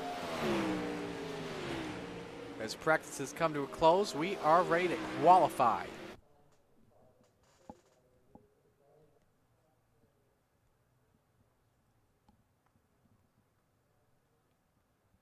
See who the first driver is that makes its way onto the racetrack. And while we wait, let us know who you're rooting for in the chat. We'll give you a shout out live and on the air. First driver out, the high side banger, Patrick Spangler in car number 39.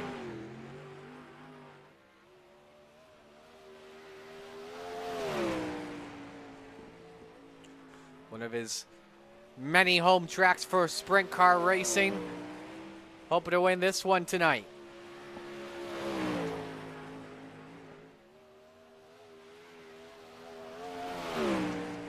The top here, trying to use that bank again. You gotta keep. You want to start second in heat races this evening, if not on the outside of the front row. So, kind of want to be the quickest is the name of the game as Spangler sets the bar 16:01. Bob DeGood goes second, 16:317. Let's go to Keith Jackson, who's second quick at a 16:05. Shreve's third, Ross fourth. Brad Waite, who nearly won last week, goes up to third. Maine is up to fourth. Keith Jackson, purple. Did he get it? 1594. He was better than Spangler. Then Blake Chapman said, hold that popcorn. I'll put her to the top at a 1588.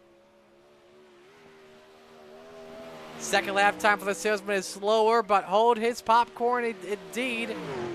He is the quickest. Got some other drivers on the track. Jack hits seventh quick, 16:114. Here comes Tyler Wilson, 16:256 on lap number one. Lap number two, this could be good. 16:23 to 14. Chad Griggs, 16:05. Lap one is fourth. We'll have three heats this evening, by the way. Here comes Griggs off the corner. Final car on the racetrack, and a better lap, 16:042. He stays fourth, but it's Blake Chapman the quickest with a 1588. I believe Randy Shreves, Isaac Salas, Rick Main will start on pole position for each of the three heats. Oh, nope. Actually, they'll do two heats this evening instead. So that'll shake things up differently. So Jesse Bandy will lead us to green for Gambler Motorsports Heat 1. Bandy starts next to Brad Waite in the 814, who will have to continue to wait for that first career victory in the Renegades division. Row number two. Oh, that's going to the row going to have to watch. The high side banger, Patrick Spangler in the 39, and the salesman Blake Chapman in the 20. Row number three, Gentleman Jack Hitt. He's on the 217, and Slide Job, Isaac Salas in the 5.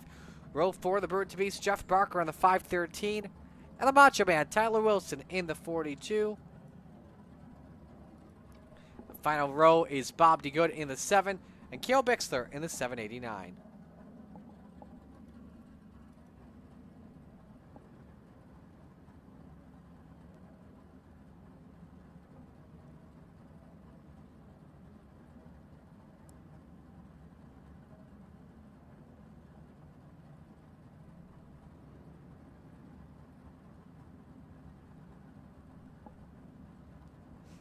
So this will be, whenever we have the Renegades at Port Royal,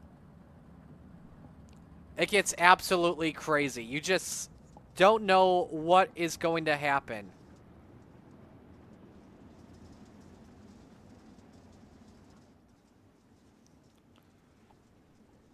Especially in the second half of races.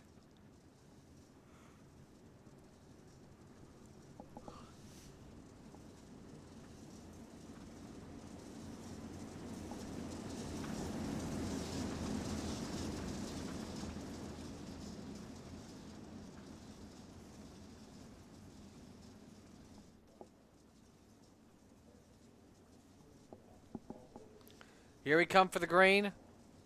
And heat race number one. Winner starts on pole. Here we go with the Renegades at Port Royal. Green flag, green flag.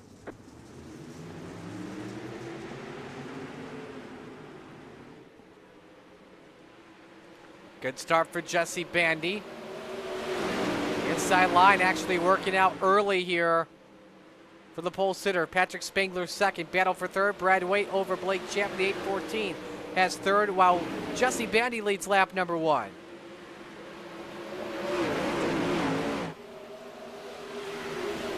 Good 3-car race for second as Waite peeks underneath on the Salesman and the high side banger. Saw some sparks off at turn 2. May have come from Spangler potentially. Waite loses third. Here comes Isaac Solid. Slide job trying to take away fourth. But Waite says, I'll throw the slider on you, slide job. We work lap number 4. Patrick Spangler, quickest car on track. At 15.99, he is there on Jesse Bandy. Tries her underneath at 142 miles an hour for the race lead. Beautiful slide job for the high side banger. Bandy crisscrosses though. He may have led at the line, I'm not too sure. Oh, Wilson and Heck get together. Also collects Jeff Barker around the 217, goes as he loses the top wing. Spangler out to the point. Now here comes Blake Chapman, trying to grab the 2 spot. Bandy slide jobs him. Chapman rolling downstairs. He's up to second. Oh, but he caught the wall. Bandy trying to take advantage with 2 to go. Leave here, we'll have 2 heats, so this will determine our inside row for tonight. So second would start third. Chapman has second once again. This time he doesn't hit the wall. Bandy tries to counter back again. Final lap underway in heat 1. Spangler with a 0.6 of a second lead. What a finish this is going to be to the opening heat race. We know who's going to win. It's Patrick Spangler. Second, Chapman or Jesse Bandy. Here they come off the corner, side by side. Chapman over Bandy. Waite fourth, Solids fifth, Bixler sixth, Barker seventh, Wilson eighth, hit ninth into good 10th.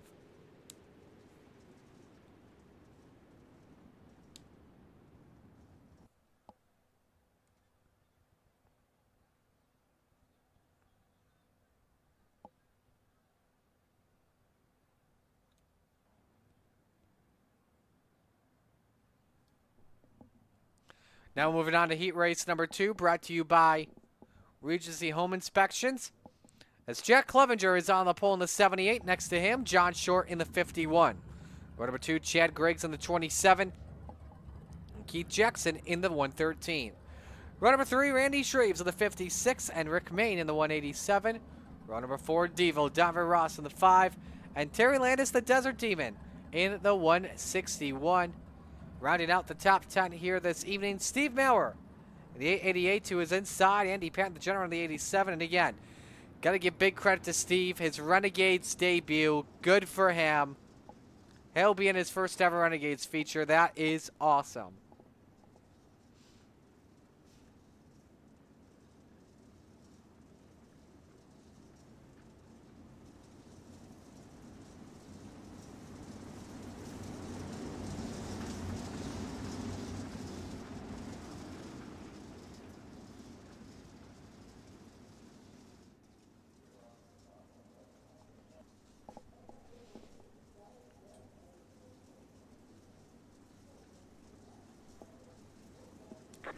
This will determine the outside row for tonight. We are green for heat 2.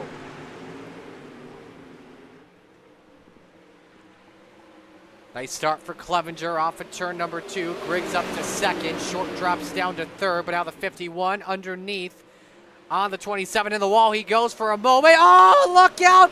Hard hit for Short. Ooh, and Maurer nearly caught a piece of him too. Terry Landis, by the way, did not take the green flag. Look at Chad Griggs in that number 27. Wants to start next to Patrick Spangler. Through goes Griggs as he leads lap 2. Now what can Keith Jackson do in the 113? Meanwhile, Shreves and Clevenger go after third. Shreves nearly took the win in the Renegades feature last week at the Knoxville Raceway.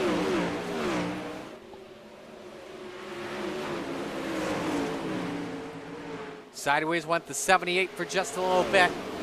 And Rick Main wants to be a part of this in the 187. It's not high noon anymore. It's Hinkle noon.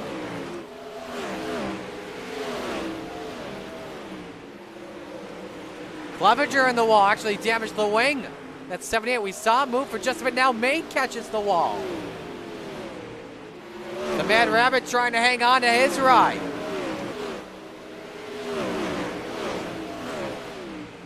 Let's go back up to the front for the race lead. Keith Jackson, quickest car on track, 15:97. Let's look low on that 27 of Griggs. We've got 2 to go. Who will start on the front row this evening?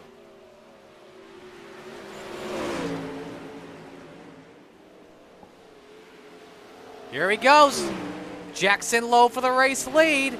Slide job, got it for right now. Griggs counters. White flag waves, final lap underway. Griggs puts it, both of them get up on the wall. Both of them get together. Griggs loses the top, regains it. Jackson out in front. And the iRacing physics take advantage. Keith Jackson starts on the front row tonight.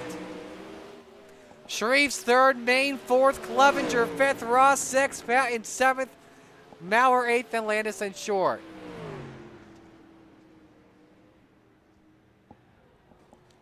I want to see, before we go to break, I want to look back at that final lap one more time. I want to see if he actually went through Chad Griggs. See if netcode actually became a factor.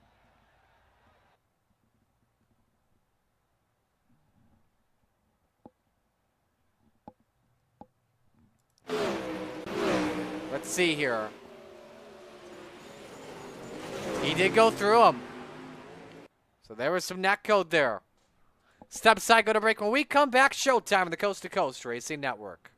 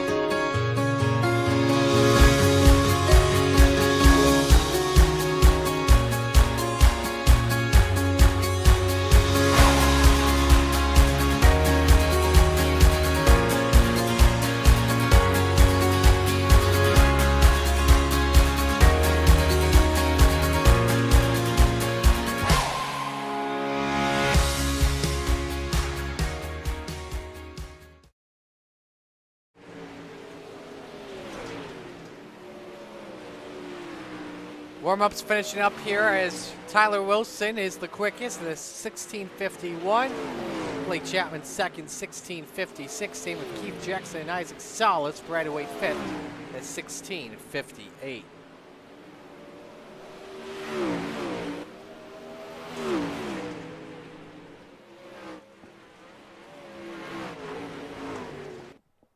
So we are ready to go for feature time.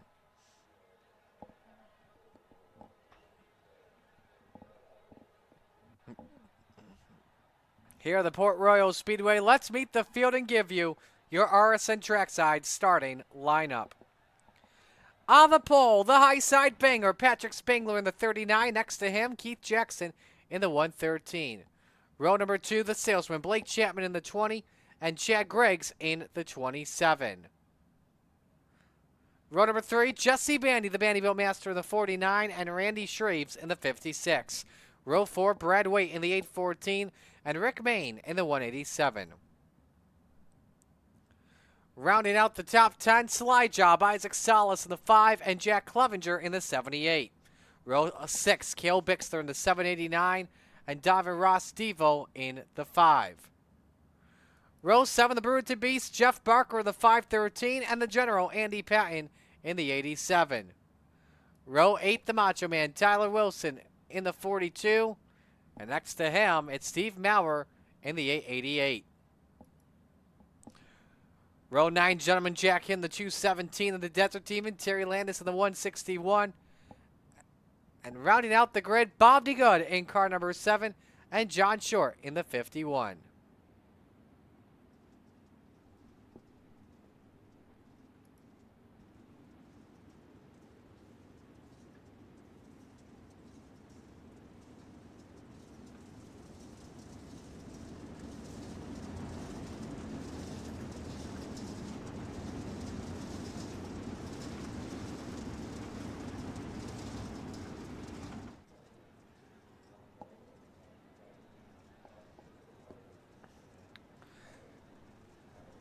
Picks to win here this evening. I am going to go with Keith Jackson over Patrick Spangler.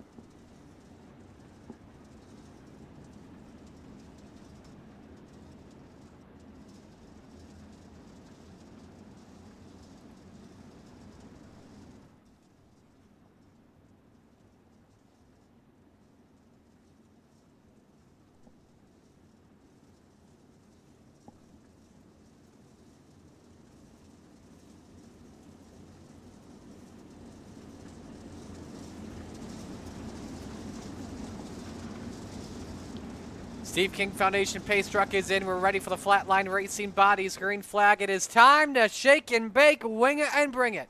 Because where else would you rather be than right here, right now, from coast to coast? Spangler and Jackson bring us to green. It's showtime at the Speed Palace.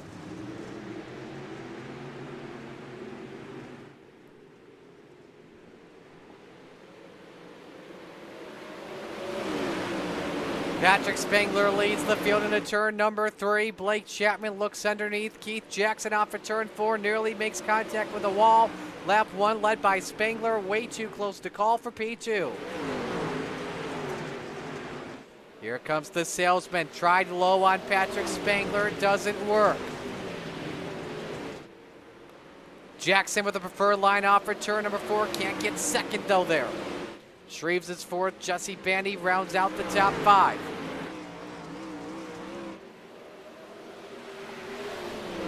Chapman quickest car on track, 17:01 that last time by, stays wing to wing, off of turn number 4, then tucks it back in line. Rolling downstairs right next to the wall as Keith Jackson actually tapped it off of turn number 2. Tapped out Blake Chapman to a slight advantage. Stays side by side. Meanwhile, behind them, good battle on position. Jesse Bandy, Brad Waite, Rick Main for the 5th spot. Right on board with Waite, who nearly got the win last week at Knoxville. Looking for his first career win ever in Renegades. Meanwhile, Patrick Spangler, quickest guy on track with a 16:95. Still watching that battle for P2. Jackson better on corner exit. Chapman good on corner entry. Now's the time for Chapman to maybe switch to the top. We'll have to see. Mid-pack here for 9th. Andy Patton, Donovan Ross. Look at this mess off for turn 2. And it doesn't pay off well for 1 man, 2 men actually. 3 men instead. Salas, Wilson, and the front end by Tyler Wilson. Caught that opening. First yellow flag waves here on lap number 8.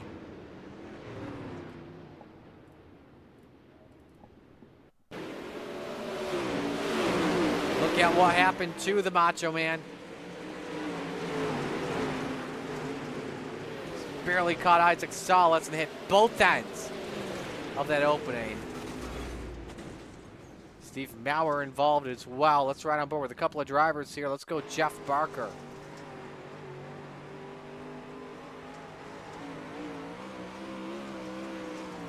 Bam! Arca breaks Isaac Salas.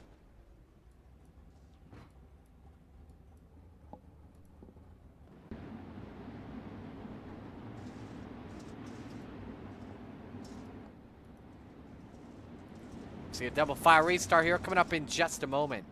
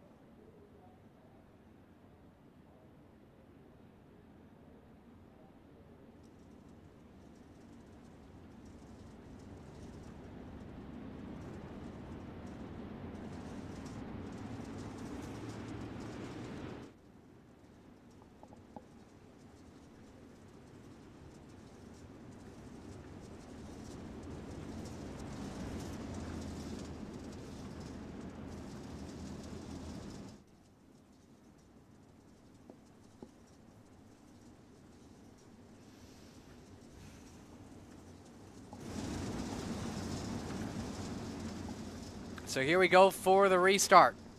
Spangler and Jackson, row 1. Chapman Shreves, row 2. Bandy rounds out the top 5. Spangler fires back to green, a fifth of the way through here at the port.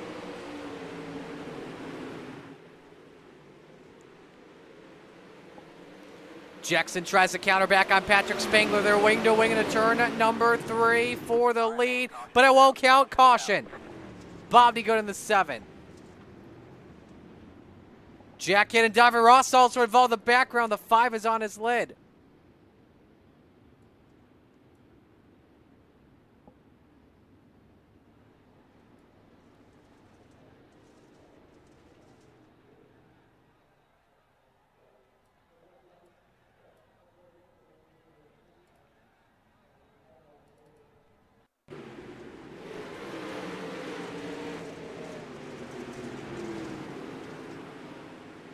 Wow. So all happened up in front of Bob instead.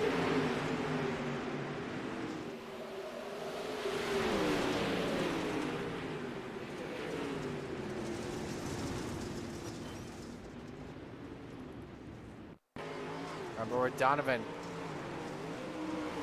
This was really sideways and the weight shift sent him upside down.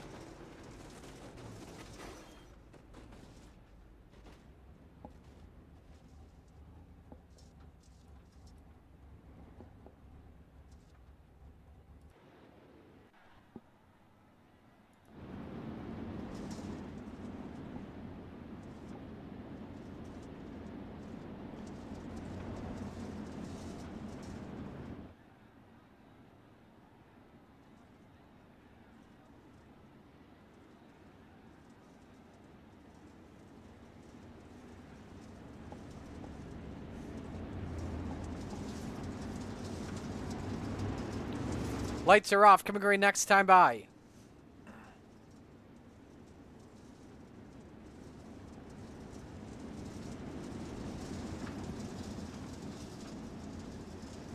To watch this restart from the aerial cam. Spangler and Jackson, row 1. Chapman Shreves, row 2. Waite and Bandy, row 3. Clevenger and Main, row 4. Patton and Cale Bixler round out the top 10. Gets moving right now. Terry Landis on the track. Here we come back to green. Green flag, green flag. Nearly 3 wide for second there. Jackson trying to reel in the race leader once again. A great run off of turn 2, but hold the phone. We're back to yellow. Wilson, Barker, and Chad Griggs. And Chad is crab walking. Wilson's lost the top wing.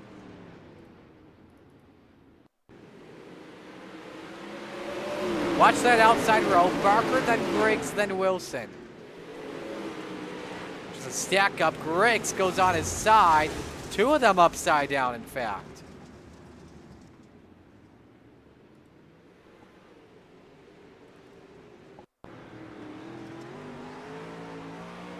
Right over, we'll remember with all three of them. Griggs will give you a better perspective here in a moment. Let's watch him.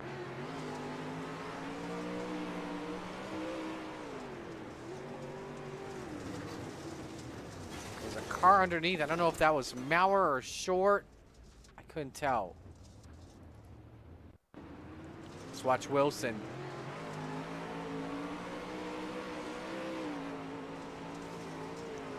It was nothing above him. It was too good, but he had nothing to do with that accident.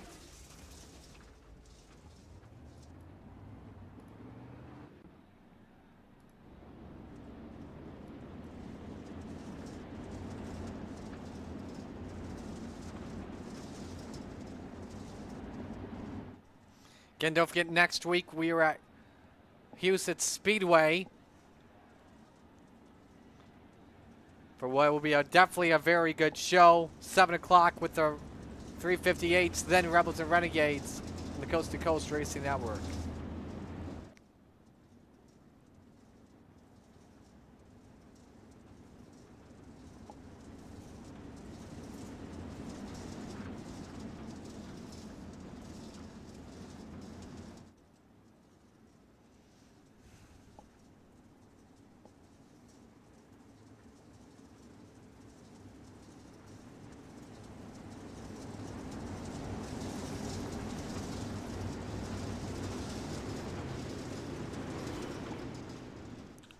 Here we come for the restart. Single file restarts rest of the way. Here we go.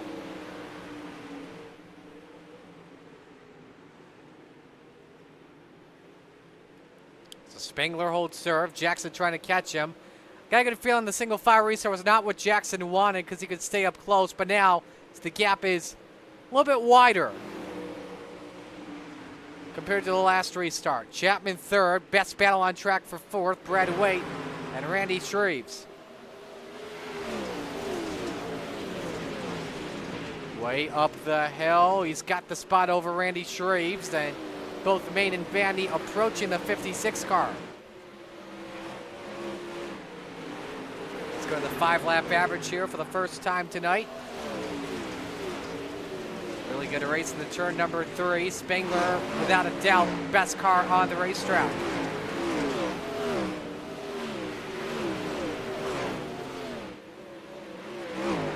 Trying low there. Vandy wants the exit off of turn 2 on the 56. Easy pass on the outside. The Vanderbilt Master is up to 6th in the line.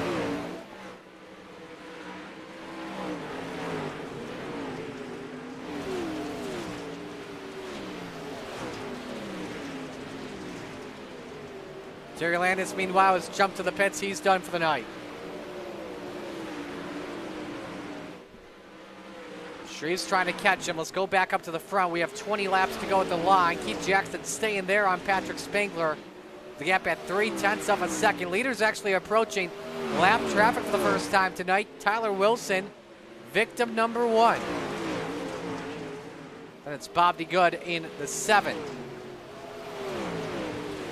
To watch that pretty closely here when the time comes. So it changes well for 11th. John Short past Jackett. Here we go for the lead. Spengler got held up. Same with Jackson. Barely slips past Bob DeGood. The 113 tried to use him as a pick. Now here comes Jackson, high, wide, and handsome. Tyler Wilson trying to get his teammate back out in front, but does not. He's respectful. Lets the top 3 pass. Jackson takes advantage and goes to the point. Yeah, they caught up to the lap cars quicker than I thought. Here's a look. DeGood slid low. Spengler got held up. Then look at that. Wow. How close can you get? That was between taking the lead if any closer, and Jackson is done for the night.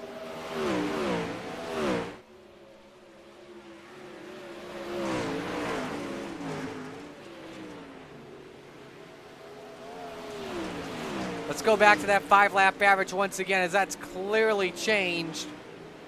This stays as the long run to the finish. Maybe Blake Chapman. He's 1.1 back, but likely won't need a yellow flag. Spangler still trying to reel in your race leader.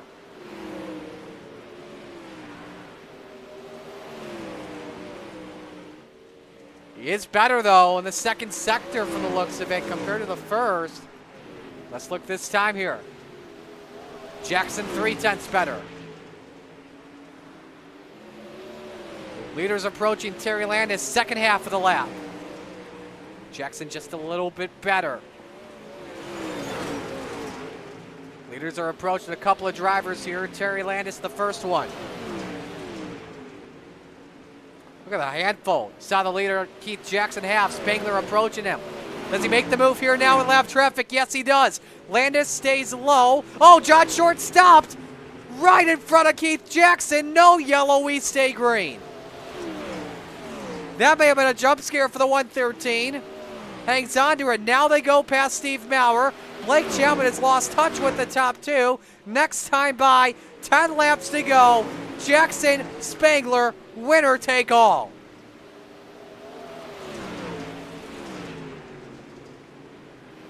It's all going to come down to who can maneuver through lap traffic better. Leaders are approaching Bob D. Good once again. Let's ride on board with the 39 car here.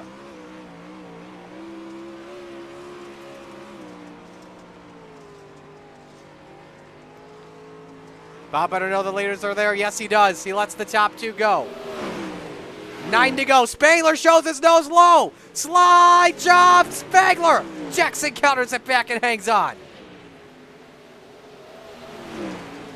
They stay side by side. Spangler saw that one coming out to the diamond. Jackson nearly got over the banking. They stay wing to wing. I think it was Spangler that led the lap of the line. That could be key. They stay side by side off for two. Watch out, Blake Chapman, though, is the quickest car on track. Another slider from Jackson. Over the banking, sideways off for four. Spangler back out in front.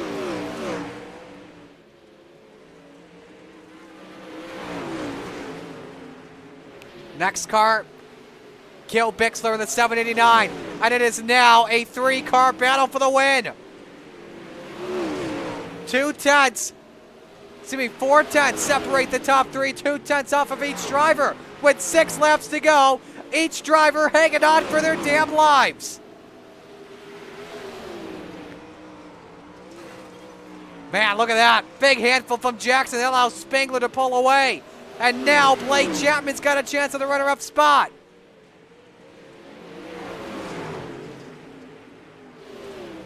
Good 1 and 2. Jackson's good in 1 and 2. It's just 3 and 4, but the cushion is just so nasty on him. Especially when he's trying to throw the slider in. 4 laps to go. Will lap traffic be a factor? Next car is Andy Patton, who's been blinking. Chapman low for second. Slide job by the salesman. He's got it. Jackson with the counter, though. And Jackson back through the P2.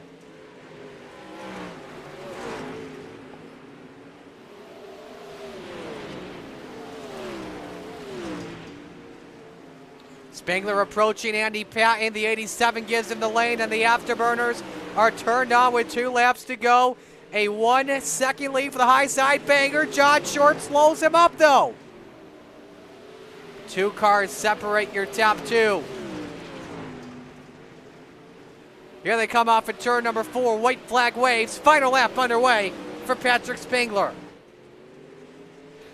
He's in the Training Wheels Racing number 39. Picked up his first win earlier in the year at one of the smaller tracks, I-55. He makes his way through 3 and 4, takes the win at one of the bigger tracks. Patrick Spangler off for 4, out of fuel. Oh my goodness! Blake Chapman stole it!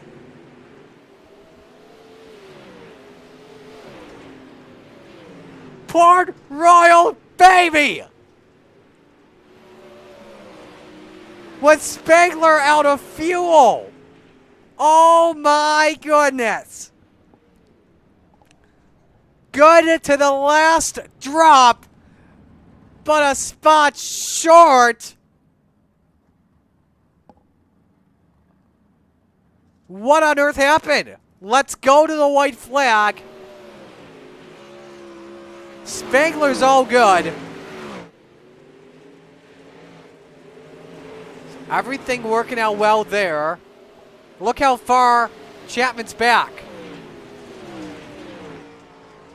Staying low. Look at the momentum he got. Spangler had to have been out of fuel. I don't know, though. How did Blake Chapman steal that? I want to ride on board with Spangler.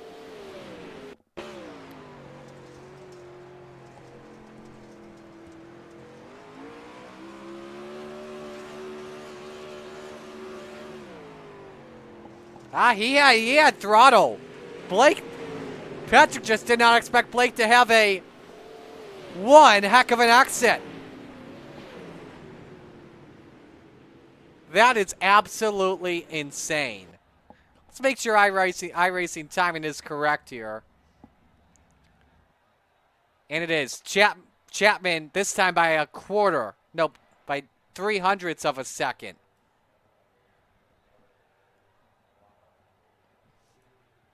Again, that is just absolutely unbelievable.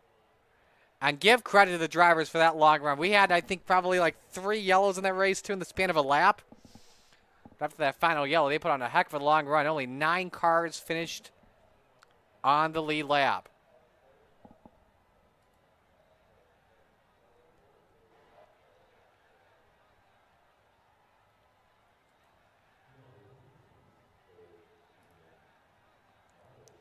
So let's bring in your top 3. Let's bring in Keith Jackson here. There we go. Keith, a nice run for you. Take me through the race. Well, it was a lot rougher than that first one. Felt good right there in the middle of the race, and then there at the end, I blew my right rear tire off. I didn't have nothing left, and thought I was going to get lucky again and kind of get away in traffic, and then traffic kind of spaced out, and Blake and Patrick were able to run me back down, and I just didn't have nothing for them. Were those actually, yeah, never mind on that. I was going to ask you about those 2 yellow flags when you were trying to grab the lead, but I forgot you actually took the lead away from Spangler using lap traffic as a pick. But, yeah, he just hunched you down. It looked like, though, at the same time, in turns number 3 and 4, that right rear was getting just a little bit over that cushion. Would you agree? Yeah, I wasn't. When I was running them down, I felt like I was getting through 3 and 4 great, and then when I wasn't running, when I was out there in front, for some reason, it seems like I forgot how to enter, and then I was just out to lunch, it seemed like. And then he blew my doors off, and I went to the bottom to see what that was like, and then Blake checked out, and then I just kind of hunkered in and tried to finish out. Who do you want to give shout-outs to? Devo, Jack, Greg, Gary, and you guys televising this, and then Roger and everybody at C2C for hosting. Well, great job tonight, man. A great night of racing. Got the win, Rebels. Best luck next week. Yep, thanks, Marty. Keith Jackson finishing 3rd. Let's go to Patrick Spangler, who finished in 2nd. Patrick, I don't know what to say, man, after all that. The only thing I have to ask you is just what happened. I thought you were out of fuel. Then I looked at a replay. You were accelerating to the finish. What happened? I don't know. There was a lot of lap cars on last lap, so I just I got stuck on the bottom 1 and 2, and I was going to hit the bottom 3 and 4 because all the lap cars were up top, and then I just hit the gas out of 4 and just spun tires all the way down the straightaway. It looked tacky on my screen, but definitely was not tacky. Must have been an ice rink under there. Did you think you had a good enough gap at the white flag to have the win? Especially going into turn number 3 too. Yeah, I thought I was going to coast to it easy. I was just trying to keep the 0x and give the lap car some room, and I figured it'd be tacky all down the bottom of the front stretch. And I just hit the gas out of 4 and just spun all the way down to the finish line. Who do you want to give shout-outs to? Shout out to you for the awesome broadcast each week. Roger for running the league. Shout out to Keith Jackson there. That was fun racing their slide jobs back and forth. You don't get too many where you have to deal with that many lap cars, and it makes it fun. A lot better than 13 caution races. So That was a blast. Train Wheels Racing and Finish Line Designs for the rep. Alrighty, man. Well, great job tonight. Best of luck next week. Thanks.